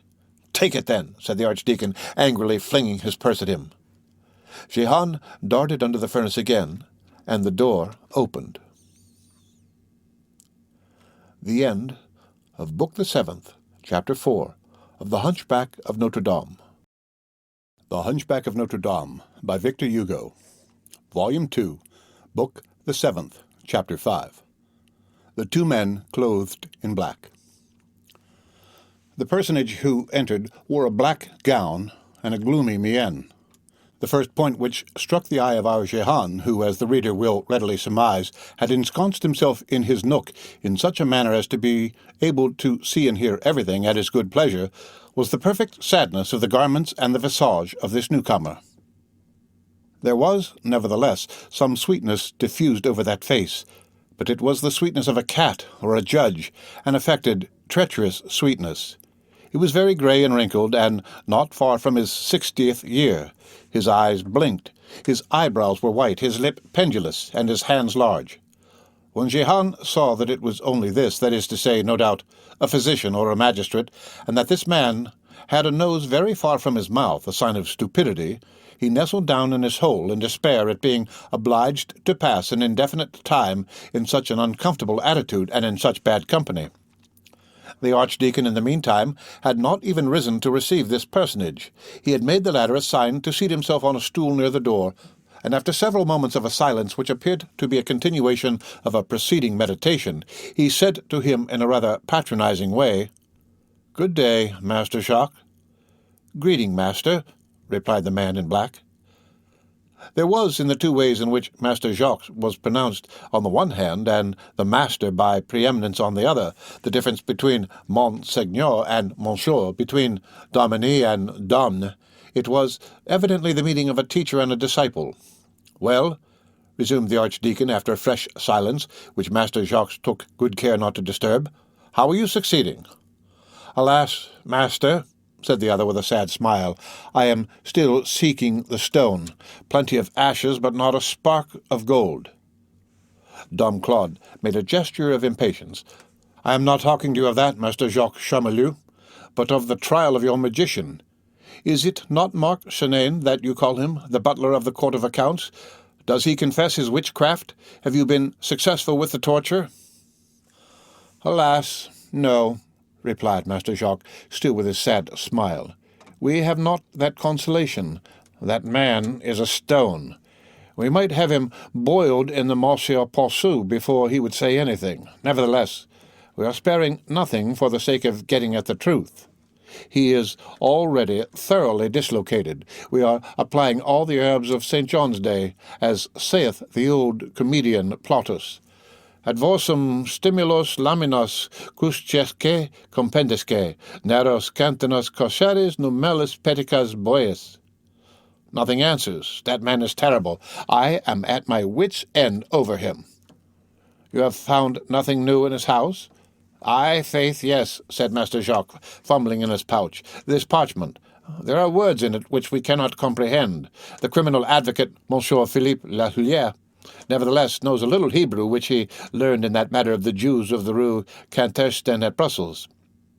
So saying, Master Jacques unrolled a parchment. "Give it here," said the Archdeacon, and casting his eyes upon this writing, "Pure magic, Master Jacques," he exclaimed. "Emen hetan. 'Tis the cry of the vampires when they arrive at the witches' sabbath. Per ipsum et cum ipso et in ipso. 'Tis the command which chains the devil in hell. Hax, pax, max. That refers to medicine, a formula against the bite of mad dogs. Master Jacques, you are procurator to the king in the ecclesiastical courts. This parchment is abominable." "We will put the man to the torture once more. Here again," added Master Jacques, fumbling afresh in his pouch, "is something that we have found at Marc Chenain's house." It was a vessel belonging to the same family as those which covered Dom Claude's furnace. "Ah," said the Archdeacon, "a crucible for alchemy." "I will confess to you," continued Master Jacques with his timid and awkward smile, "that I have tried it over the furnace, but I have succeeded no better than with my own."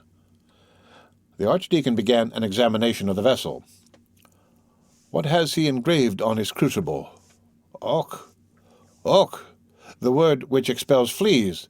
That, Marc Chenain, is an ignoramus. I verily believe that you will never make gold with this. 'Tis good to set in your bedroom in summer, and that is all." "Since we are talking about errors," said the king's procurator, "I have just been studying the figures on the portal below before ascending hither. Is your reverence quite sure that the opening of the work of physics is there portrayed on the side towards the Hôtel Dieu, and that among the 7 nude figures which stand at the feet of Notre Dame, that which has wings on his heels is Mercurius?" "Yes," replied the priest. "'Tis Augustin Nifo who writes it, that Italian doctor who had a bearded demon who acquainted him with all things. However, we will descend, and I will explain it to you with the text before us." "Thanks, master," said Charmilou, bowing to the earth. "By the way, I was on the point of forgetting. When doth it please you that I shall apprehend the little sorceress?" "What sorceress?" "That gypsy girl, you know, who comes every day to dance on the church square, in spite of the official's prohibition. She hath a demonic goat with horns of the devil, which reads, which writes, which knows mathematics like Picatrix, and which would suffice to hang all Bohemia. The prosecution is all ready. 'Twill soon be finished, I assure you. A pretty creature on my soul, that dancer. The handsomest black eyes, 2 Egyptian carbuncles. When shall we begin?" The Archdeacon was excessively pale. "I will tell you hereafter," he stammered in a voice that was barely articulate. Then he resumed with an effort. "Busy yourself with Marc Chenain." "Be at ease," said Charmilou with a smile. "I'll buckle him down again for you on the leather bed when I get home. But 'tis a devil of a man. He wearies even Pierrat Torcherou himself, who hath hands larger than my own. As that good Plautus saith, nodus vinctus centum pondo, est quando pendus per pedis. The torture of the wheel and axle, 'tis the most effectual. He shall taste it." Dom Claude seemed absorbed in gloomy abstraction. He turned to Charmilou. "Master Jacques, busy yourself with Marc Chenain."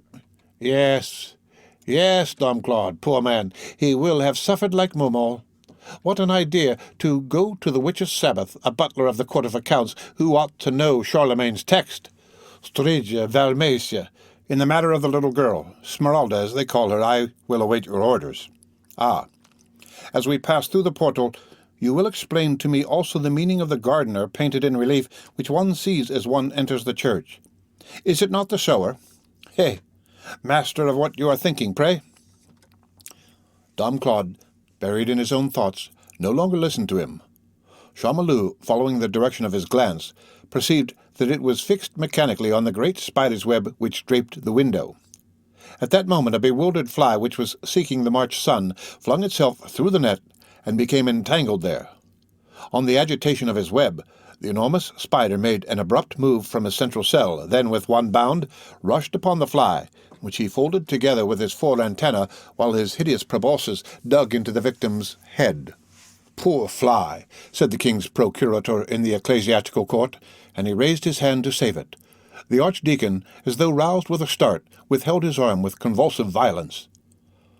"Master Jacques," he cried, "let fate take its course." The procurator wheeled round in affright. It seemed to him that pincers of iron had clutched his arm. The priest's eye was staring, wild, flaming, and remained riveted on the horrible little group of the spider and the fly. "Oh, yes," continued the priest in a voice which seemed to proceed from the depths of his being, "behold here a symbol of all. She flies. She is joyous. She is just born. She seeks the spring, the open air, liberty. Oh, yes. But let her come in contact with the fatal network, and the spider issues from it, the hideous spider. Poor dancer, poor predestined fly. Let things take their course, Master Jacques. 'Tis fate. Alas, Claude, thou art the spider. Claude, thou art the fly also. Thou wert flying towards learning, light, the sun. Thou hadst no other care than to reach the open air, the full daylight of eternal truth. But in precipitating thyself towards the dazzling window which opens upon the other world, upon the world of brightness, intelligence, and science, blind fly, senseless, learned man, thou hast not perceived that subtle spider's web, stretched by destiny betwixt the light and thee. Thou hast flung thyself headlong into it, and now thou art struggling with head-broken and mangled wings between the iron antenna of fate. Master Jacques, let the spider work its will."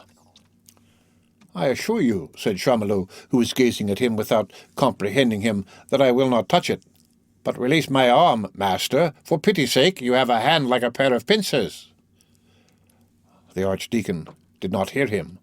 "O madman," he went on, without removing his gaze from the window, "and even couldst thou have broken through that formidable web with thy gnat's wings, thou believest that thou couldst have reached the light?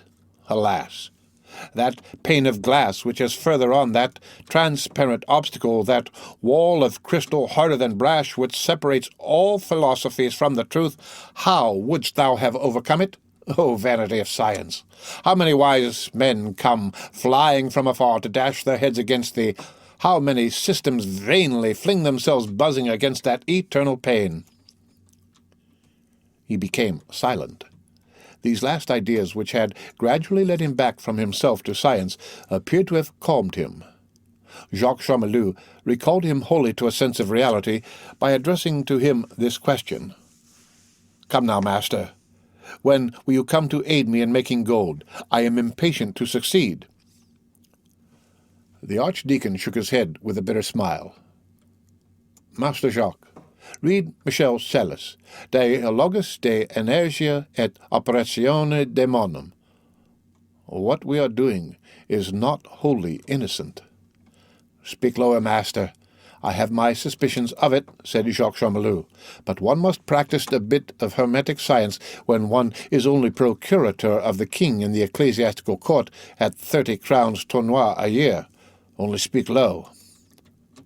At that moment, the sound of jaws and the act of mastication which proceeded from beneath the furnace struck Chamelot's uneasy ear.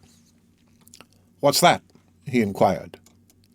It was the scholar who, ill at ease and greatly bored in his hiding-place, had succeeded in discovering there a stale crust and a triangle of mouldy cheese, and had set to devouring the whole without ceremony by way of consolation and breakfast. And, as he was very hungry, he made a great deal of noise, and he accented each mouthful strongly, which startled and alarmed the procurator. "'Tis a cat of mine," said the archdeacon, quickly, "who is regaling herself under there with a mouse." This explanation satisfied Chamelot. "In fact, master," he replied with a respectful smile, "all great philosophers have their familiar animal. You know what Servius saith, nullus enim locus sine genio est, for there is no place that hath not its spirit." But Dom Claude, who stood in terror of some new freak on the part of Jehan, reminded his worthy disciple that they had some figures on the façade to study together, and the two quitted the cell, to the accompaniment of a great oof from the scholar, who began to seriously fear that his knee would acquire the imprint of his chin. The end of Book the 7th, Chapter 5, of The Hunchback of Notre Dame. The Hunchback of Notre Dame, by Victor Hugo. Volume 2, Book the 7th, Chapter 6. The effect which 7 oaths in the open air can produce. "Te Deum laudamus," exclaimed Master Jehan, creeping out from his hole. "The screech owls have departed. Och, och! Hawks, pox, mox, fleas, mad dogs, the devil! I have had enough of their conversation. My head is humming like a bell tower, and mouldy cheese to boot. Come on, let us descend, take the big brother's purse, and convert all these coins into bottles." He cast a glance of tenderness and admiration into the interior of the precious pouch, readjusted his toilette, rubbed up his boots, dusted his poor half-sleeves, all grey with ashes, whistled an air, indulged in a sportive pirouette, looked about to see whether there were not something more in the cell to take, gathered up here and there on the furnace some amulet in glass which might serve to bestow, in the guise of a trinket, on Isabeau de Terrier, finally pushed open the door which his brother had left unfastened, as a last indulgence, and which he, in his turn, left open as a last piece of malice, and descended the circular staircase, skipping like a bird. In the midst of the gloom of the spiral staircase, he elbowed something which drew aside with a growl. He took it for granted that it was Quasimodo, and it struck him as so droll that he descended the remainder of the staircase, holding his sides with laughter. On emerging upon the place, he laughed yet more heartily. He stamped his foot when he found himself on the ground once again. "Oh," said he, "good and honourable pavement of Paris, cursed staircase fit to put the angels of Jacob's ladder out of breath. What was I thinking of to thrust myself into that stone gimlet which pierces the sky, all for the sake of eating bearded cheese and looking at the bell towers of Paris through a hole in the wall?" He advanced a few paces and caught sight of the 2 screech owls, that is to say, Dom Claude and Master Jacques Charmolue, absorbed in contemplation before a carving on the façade. He approached them on tiptoe and heard the archdeacon say in a low tone to Charmolue, "'Twas Guillaume de Paris who caused a Job to be carved upon this stone of the hue of lapis lazuli, gilded on the edges. Job represents the philosopher's stone, which must also be tried and martyrized in order to become perfect, as saith Raymond Lull, sub conservatione formoe specifitoi salva anima." "That makes no difference to me," said Jehan. "'Tis I who have the purse." At that moment he heard a powerful and sonorous voice articulate behind him a formidable series of oaths. "Sang Dieu! Ventre Dieu! Bedieu! Corps de Dieu! Nombre de Belzebuf! Nom d'un pape! Come et tonnerre!" "Upon my soul," exclaimed Jehan, "that can only be my friend Captain Phoebus." The name of Phoebus reached the ears of the archdeacon at the moment when he was explaining to the king's procurator the dragon which is hiding its tail in a bath from which issue smoke and the head of a king. Dom Claude started, interrupted himself, and, to the great amazement of Charmolue, turned round and beheld his brother Jehan accosting a tall officer at the door of the Gondolier mansion. It was, in fact, Captain Phoebus de Charpez. He was backed up against a corner of the house of his betrothed and swearing like a heathen. "By my faith, Captain Phoebus," says Jehan, taking him by the hand, "you are cursing with admirable vigour." "Horns and thunder," replied the captain. "Horns and thunder yourself," replied the student. "Come now, fair captain, whence comes this overflow of fine words?" "Pardon me, good comrade Jehan," exclaimed Phoebus, shaking his hand. "A horse going at a gallop cannot halt short. Now, I was swearing at a hard gallop. I have just been with those prudes, and when I come forth I always find my throat full of curses. I must spit them out or strangle. Ventre et tonnerre." "Will you come and drink?" asked the scholar. This proposition calmed the captain. "I'm willing, but I have no money." "But I have." "Bah! Let's see it." Jehan spread out the purse before the captain's eyes with dignity and simplicity. Meanwhile, the archdeacon, who had abandoned the dumbfounded Charmolue where he stood, had approached them and halted a few paces distant, watching them without their noticing him, so deeply were they absorbed in contemplation of the purse. Phoebus exclaimed, "A purse in your pocket, Jehan! 'Tis the moon in a bucket of water. One sees it there, but 'tis not there. There is nothing but its shadow. Pardieu, let us wager that these are pebbles."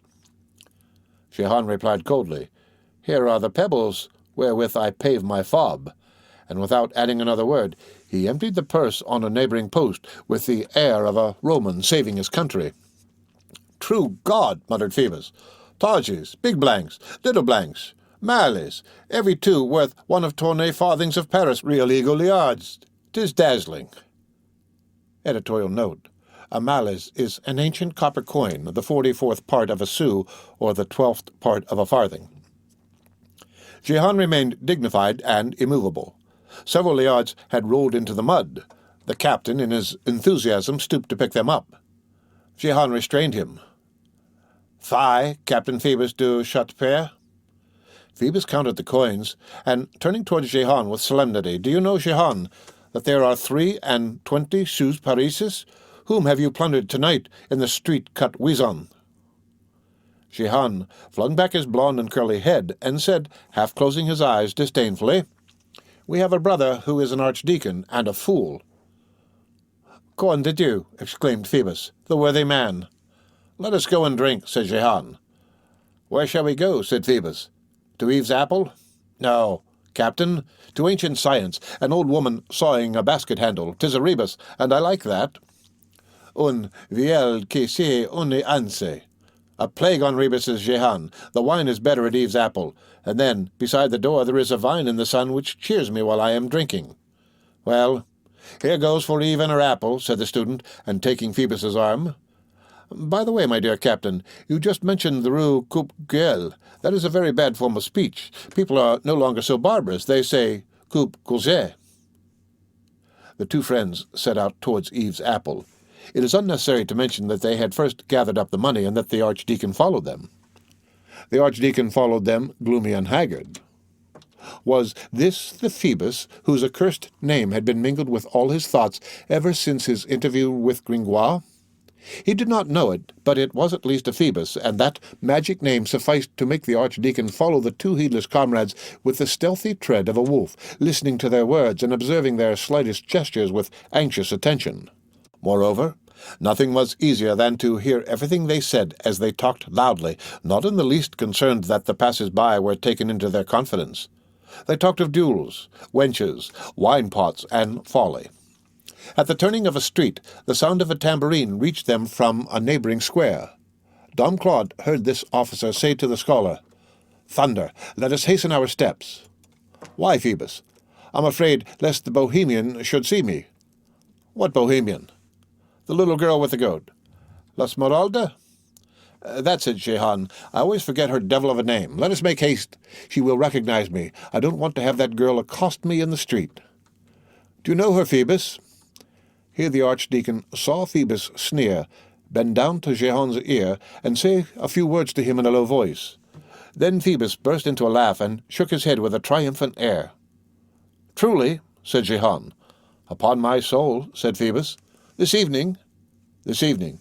Are you sure that she will come?" "Are you a fool, Jehan?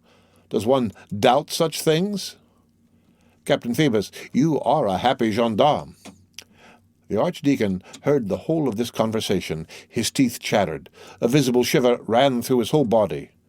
He halted for a moment, leaned against a post like a drunken man, then followed the two merry knaves. At the moment when he overtook them once more, they had changed their conversation.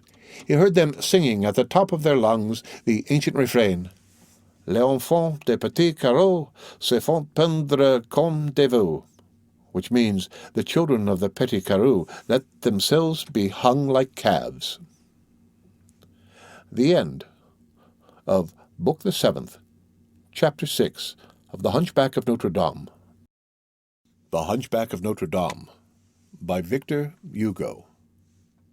Volume 2, Book the 7th, Chapter 7. The Mysterious Monk.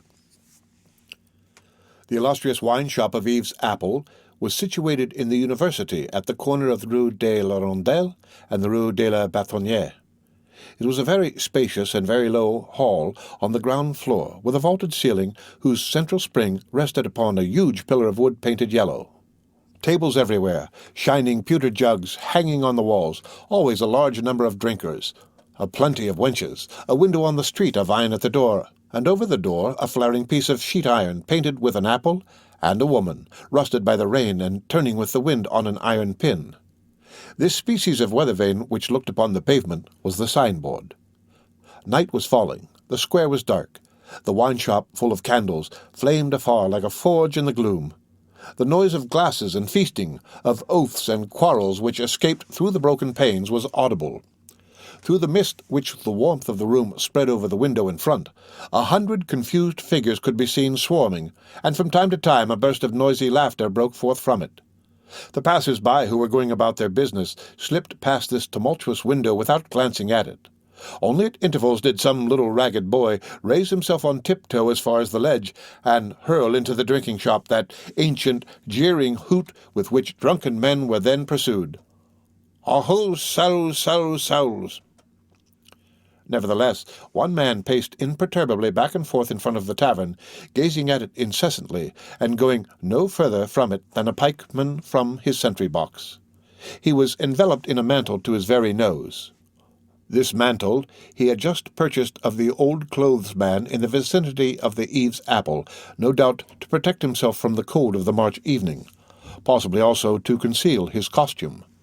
From time to time he paused in front of the dim window with its leaden lattice, listened, looked, and stamped his foot.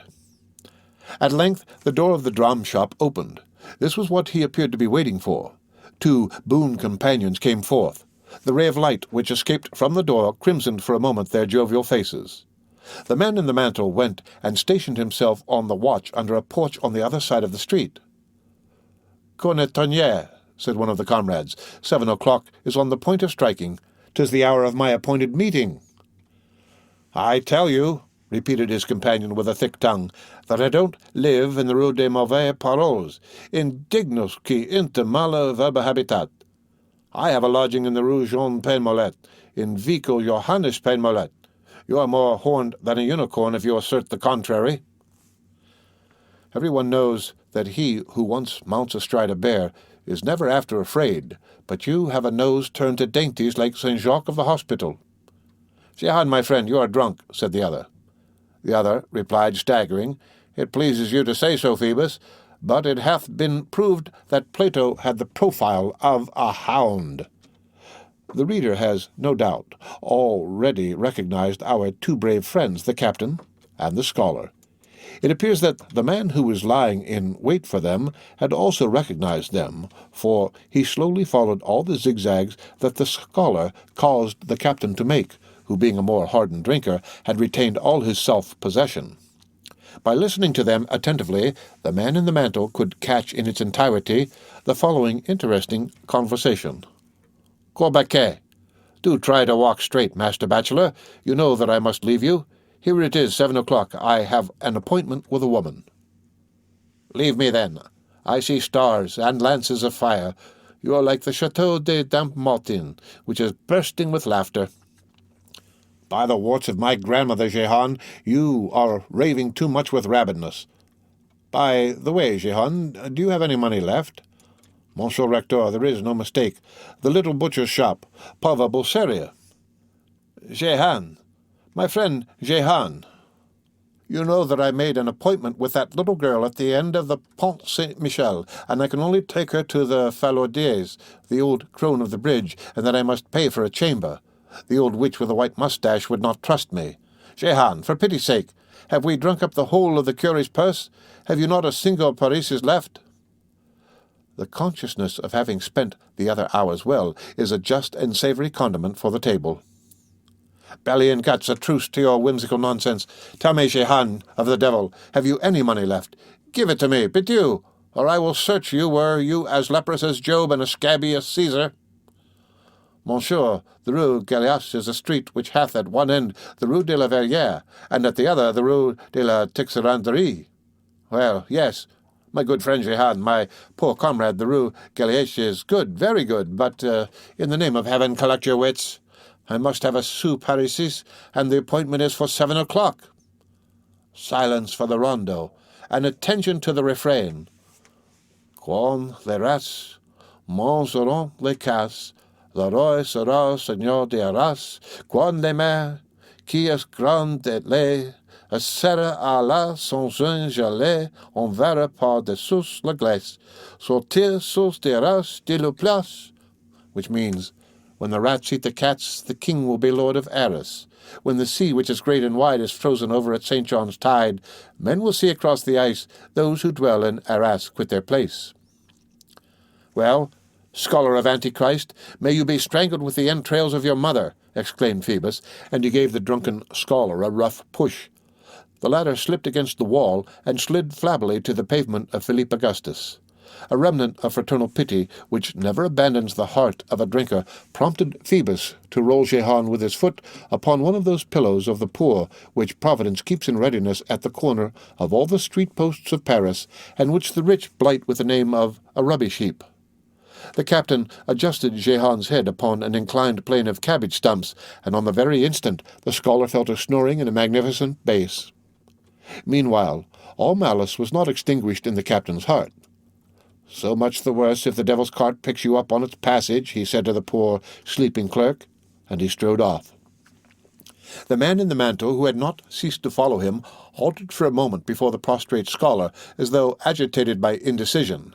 Then, uttering a profound sigh, he also strode off in pursuit of the captain. We, like them, will leave Jehan to slumber beneath the open sky, and will follow them also if it pleases the reader. On emerging into the Rue Saint-André-des-Arcs, Captain Phoebus perceived that someone was following him. On glancing sideways by chance, he perceived a sort of shadow crawling after him along the walls. He halted. It halted. He resumed his march. It resumed its march. This disturbed him not overmuch. "Ah," he said to himself, "I have not a sou." He paused in front of the College d'Autun. It was at this college that he had sketched out what he called his studies, and, through a scholar's teasing habit which still lingered in him, he never passed the façade without inflicting on the statue of Cardinal Pierre Bertrand, sculptured to the right of the portal, the affront of which Priapus complains so bitterly in the satire of Horace, Olin truncus eram ficulnus.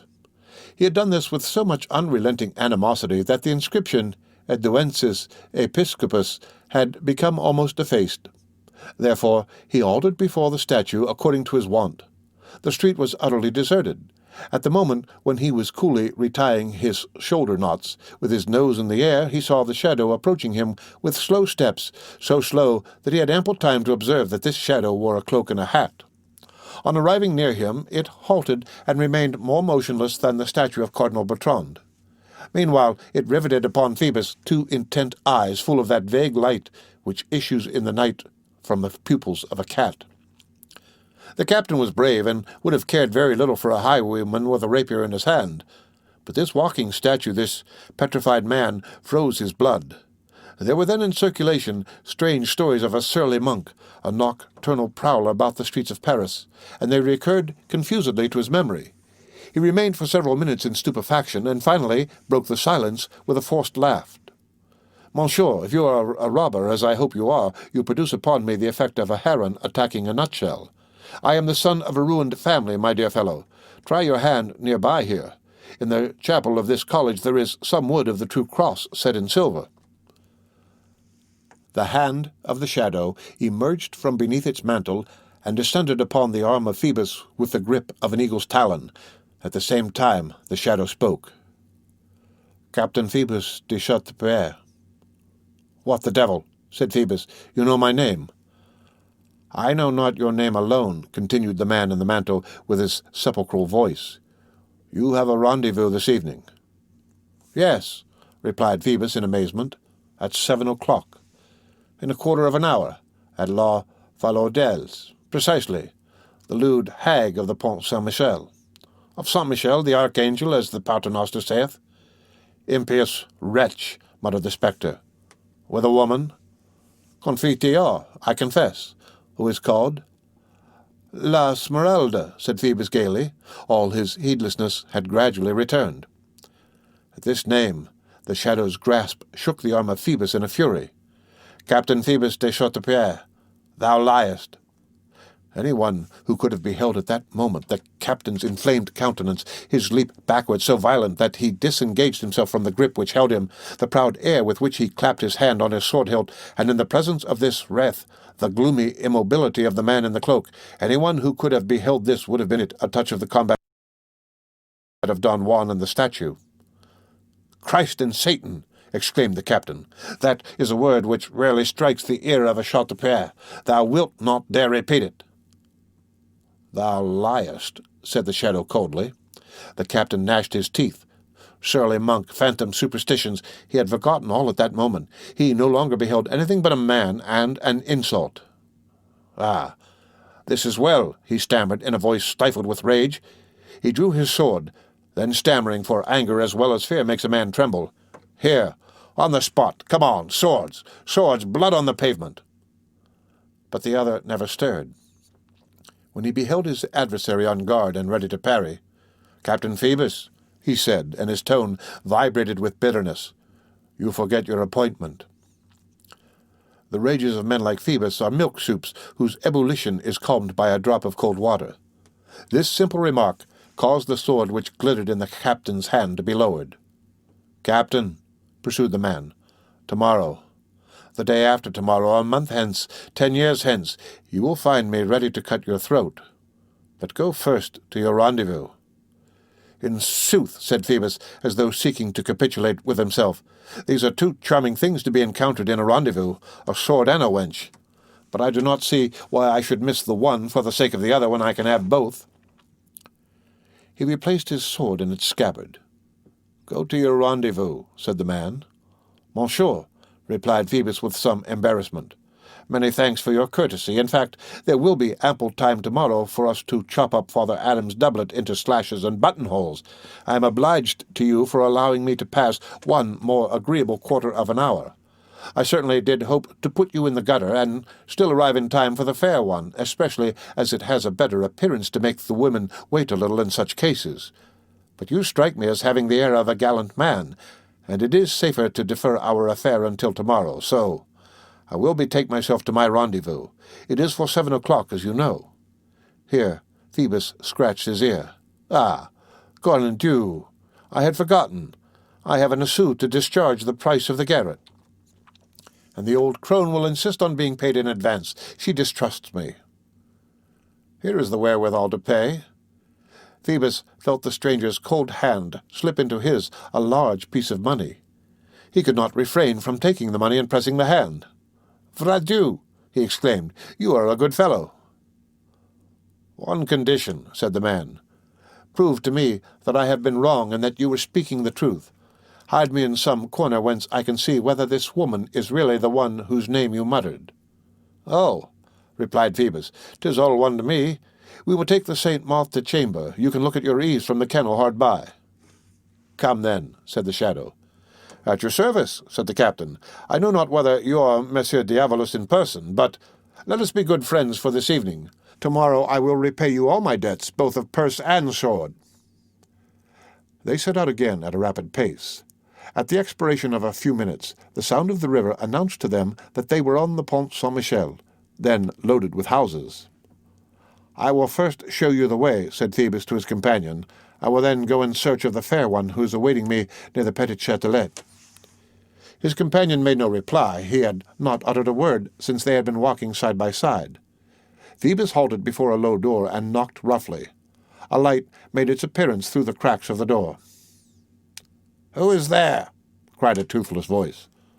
"Corpse Dieu, tête Dieu, ventre Dieu," replied the captain.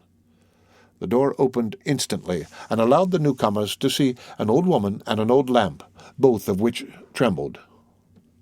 The old woman was bent double, clad in tatters, with a shaking head, pierced with 2 small eyes and coiffed with a dishclout, wrinkled everywhere on hands and face and neck. Her lips retreated under her gums, and about her mouth she had tufts of white hairs which gave her the whiskered look of a cat. The interior of the den was no less dilapidated than she. There were chalk walls, blackened beams in the ceiling, a dismantled chimney-piece, spiders' webs in all the corners, in the middle a staggering herd of tables and lame stools, a dirty child among the ashes, and at the back a staircase, or rather a wooden ladder which ended in a trap-door in the ceiling. On entering this lair, Phoebus's mysterious companion raised his mantle to his very eyes.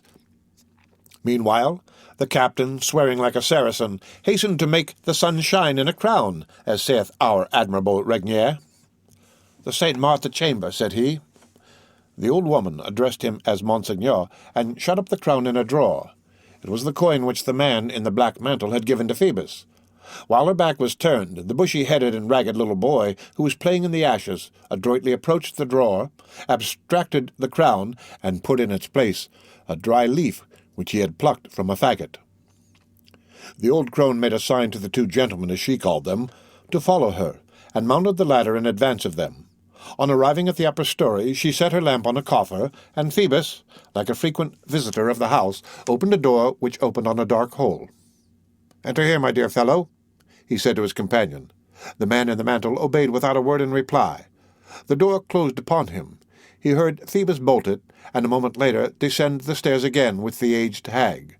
The light had disappeared. The end of Book the 7th, Chapter 7, of The Hunchback of Notre Dame. The Hunchback of Notre Dame, by Victor Hugo. Volume 2, Book the 7th, Chapter 8. The Utility of Windows which Open on the River. Claude Frollo, for we presume that the reader, more intelligent than Phoebus, has seen in this whole adventure no other surly monk than the archdeacon. Claude Frollo groped about for several moments in the dark lair into which the captain had bolted him. It was one of those nooks which architects sometimes reserve at the point of junction between the roof and the supporting wall. A vertical section of this kennel, as Phoebus had so justly styled it, would have made a triangle. Moreover, there was neither window nor air-hole, and the slope of the roof prevented one from standing upright. Accordingly, Claude crouched down in the dust, and the plaster which cracked beneath him. His head was on fire.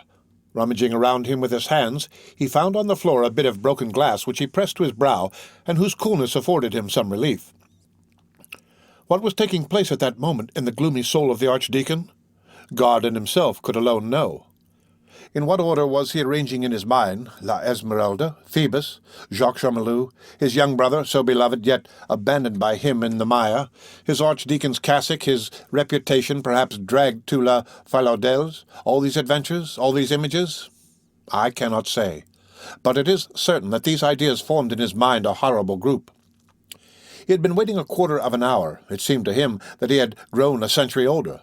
All at once he heard the creaking of the boards of the stairway. Someone was ascending. The trapdoor opened once more. A light reappeared. There was a tolerably large crack in the worm-eaten door of his den. He put his face to it. In this manner he could see all that went on in the adjoining room. The cat-faced old crone was the first to emerge from the trapdoor, lamp in hand. Then Phoebus, twirling his mustache. Then a third person, that beautiful and graceful figure, La Esmeralda. The priest beheld her rise from below like a dazzling apparition.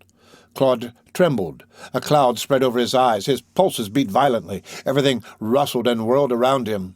He no longer saw nor heard anything.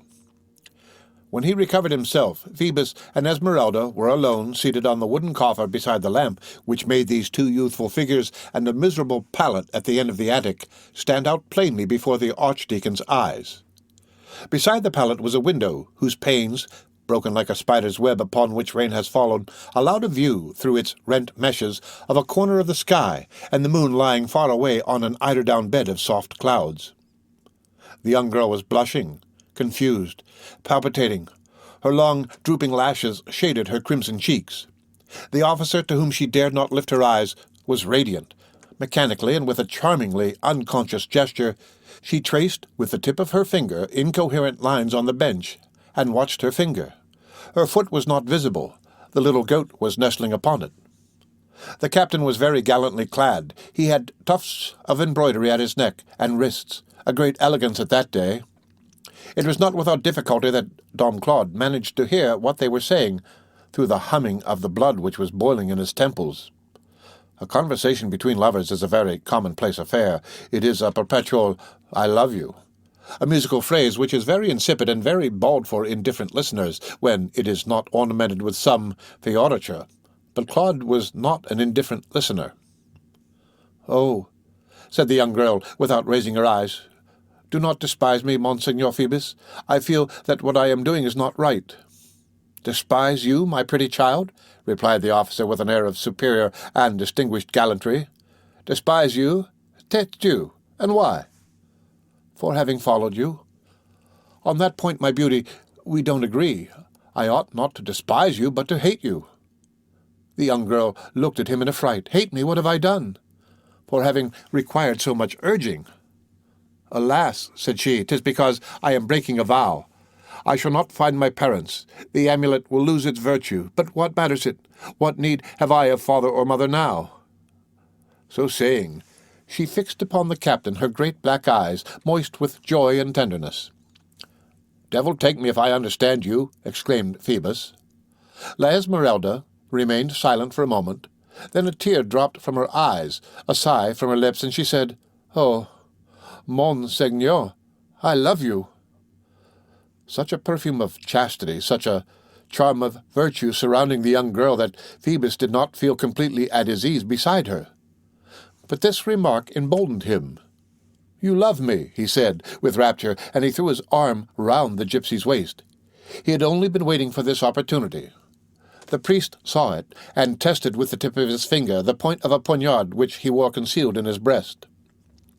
Phoebus, continued the Bohemian, gently releasing her waist from the captain's tenacious hands, you are good. You are generous, you are handsome.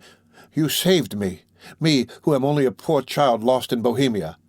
I had long been dreaming of an officer who should save my life. 'Twas of you that I was dreaming, before I knew you, my Phoebus. The officer of my dream had a beautiful uniform like yours, a grand look, a sword. Your name is Phoebus. 'Tis a beautiful name. I love your name. I love your sword. Draw your sword, Phoebus, that I may see it. Child, said the captain, and he unsheathed his sword with a smile. The gypsy looked at the hilt, the blade, examined the cipher on the guard with adorable curiosity, and kissed the sword, saying, You are the sword of a brave man. I love my captain. Phoebus again profited by the opportunity to impress upon her beautiful bent neck a kiss which made the young girl straighten herself up as scarlet as a poppy. The priest gnashed his teeth over it in the dark. Phoebus, resumed the gypsy, let me talk to you. Pray walk a little, that I may see you at full height, and that I may hear your spurs jingle. How handsome you are! The captain rose to please her, chiding her with a smile of satisfaction. What a child you are!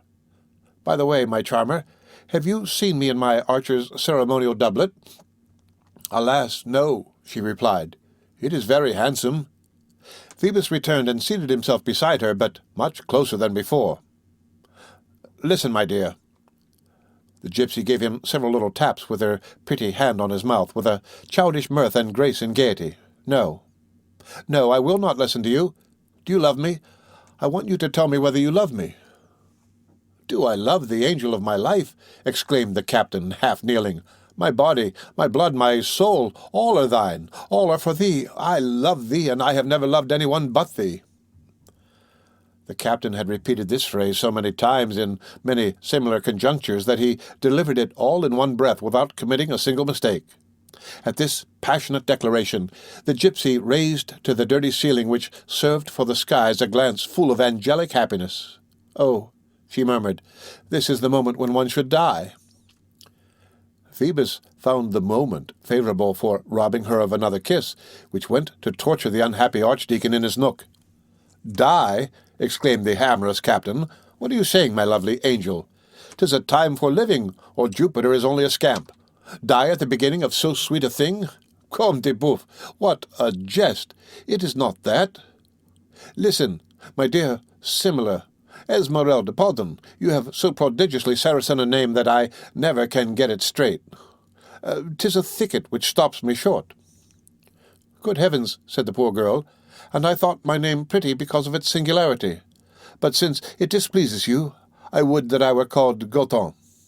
Ah, do not weep for such a trifle, my graceful maid.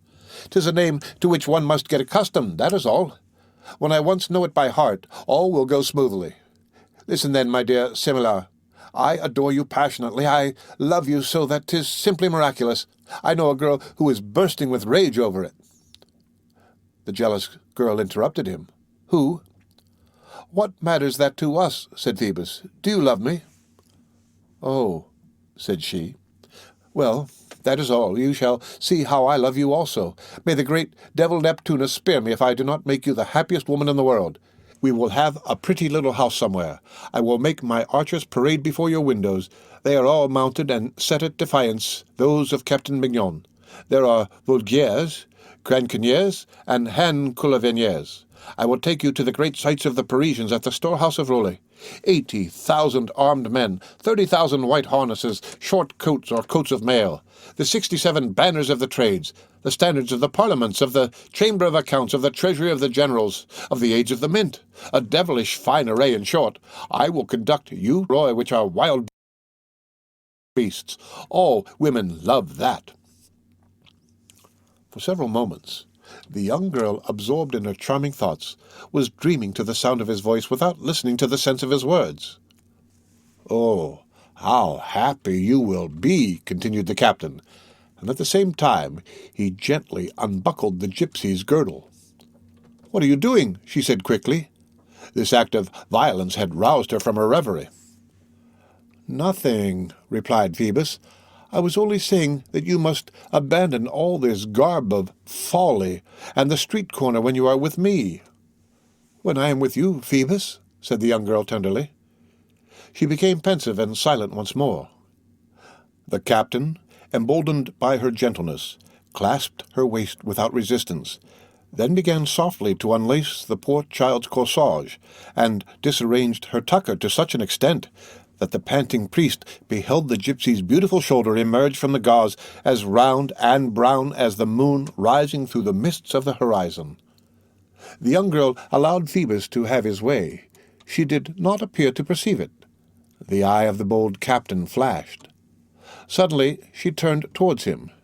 "Phoebus," she said with an expression of infinite love, "instruct me in thy religion." "My religion!" exclaimed the captain, bursting with laughter. "I instruct you in my religion?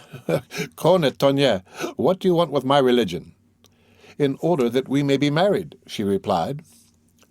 The captain's face assumed an expression of mingled surprise and disdain, of carelessness and libertine passion. "Ah, bah!" said he. "Do people marry?" The Bohemian turned pale, and her head drooped sadly on her breast. "My beautiful love," resumed Phoebus tenderly, "what nonsense is this? A great thing is marriage, truly. One is none the less loving for not having spit Latin into a priest's shop."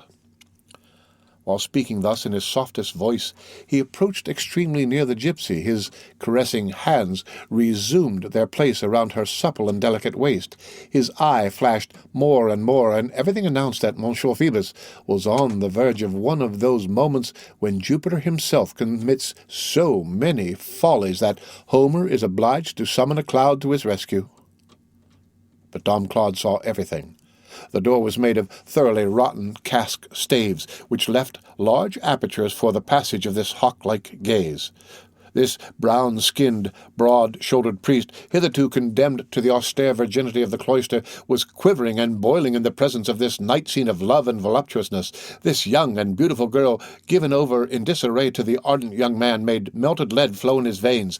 His eyes darted with sensual jealousy beneath all those loosened pins.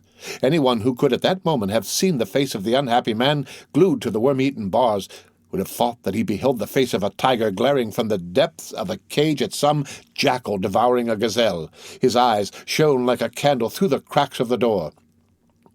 All at once, Phoebus, with a rapid gesture, removed the gypsy's gorget. The poor child, who had remained pale and dreamy, awoke with a start.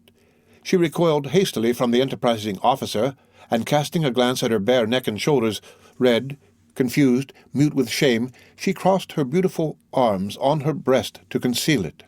Had it not been for the flame which burned in her cheeks at the sight of her so silent and motionless, one would have declared her a statue of modesty. Her eyes were lowered, but the captain's gesture had revealed the mysterious amulet which she wore about her neck. "What is that?" he said, seizing this pretext to approach once more the beautiful creature whom he had just alarmed. "Don't touch it," she replied quickly. "'Tis my guardian. It will make me find my family again if I remain worthy to do so." "Oh, leave me, Monsieur le Capitaine." "My mother! My poor mother! My mother! Where art thou? Come to my rescue. Have pity, Monsieur Phoebus. Give me back my goseret." Phoebus retreated and said in a cold tone, "Oh, mademoiselle, I see plainly that you do not love me." "I do not love him," exclaimed the unhappy child, and at the same time she clung to the captain, whom she drew to a seat beside her. "I do not love thee, my Phoebus?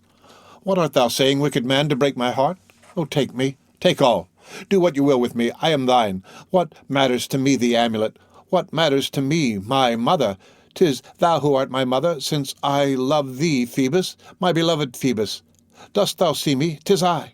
Look at me. 'Tis the little one whom thou wilt surely not repulse, who comes herself to seek thee.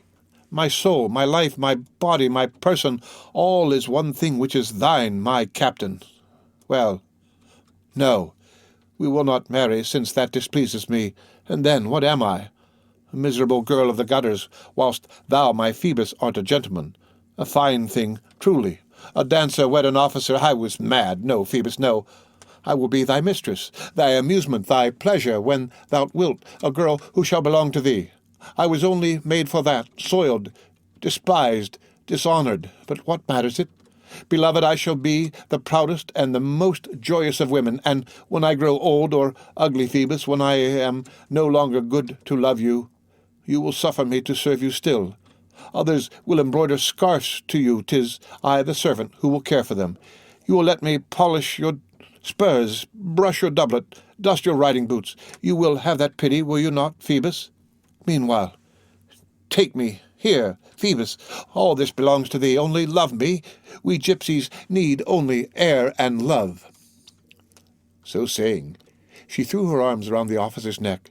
She looked up at him supplicatingly with a beautiful smile, and all in tears, her delicate neck rubbed against his cloth doublet, with its rough embroideries. She writhed on her knees, her beautiful body half naked. The intoxicated captain pressed his ardent lips to those lovely African shoulders.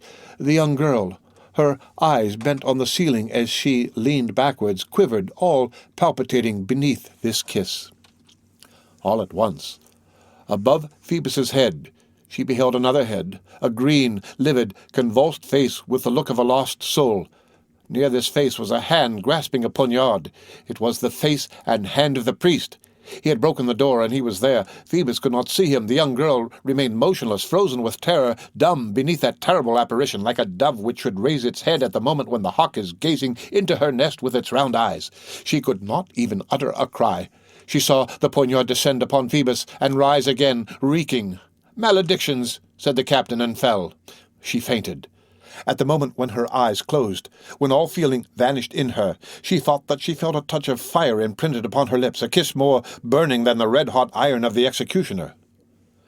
When she recovered her senses, she was surrounded by soldiers of the watch.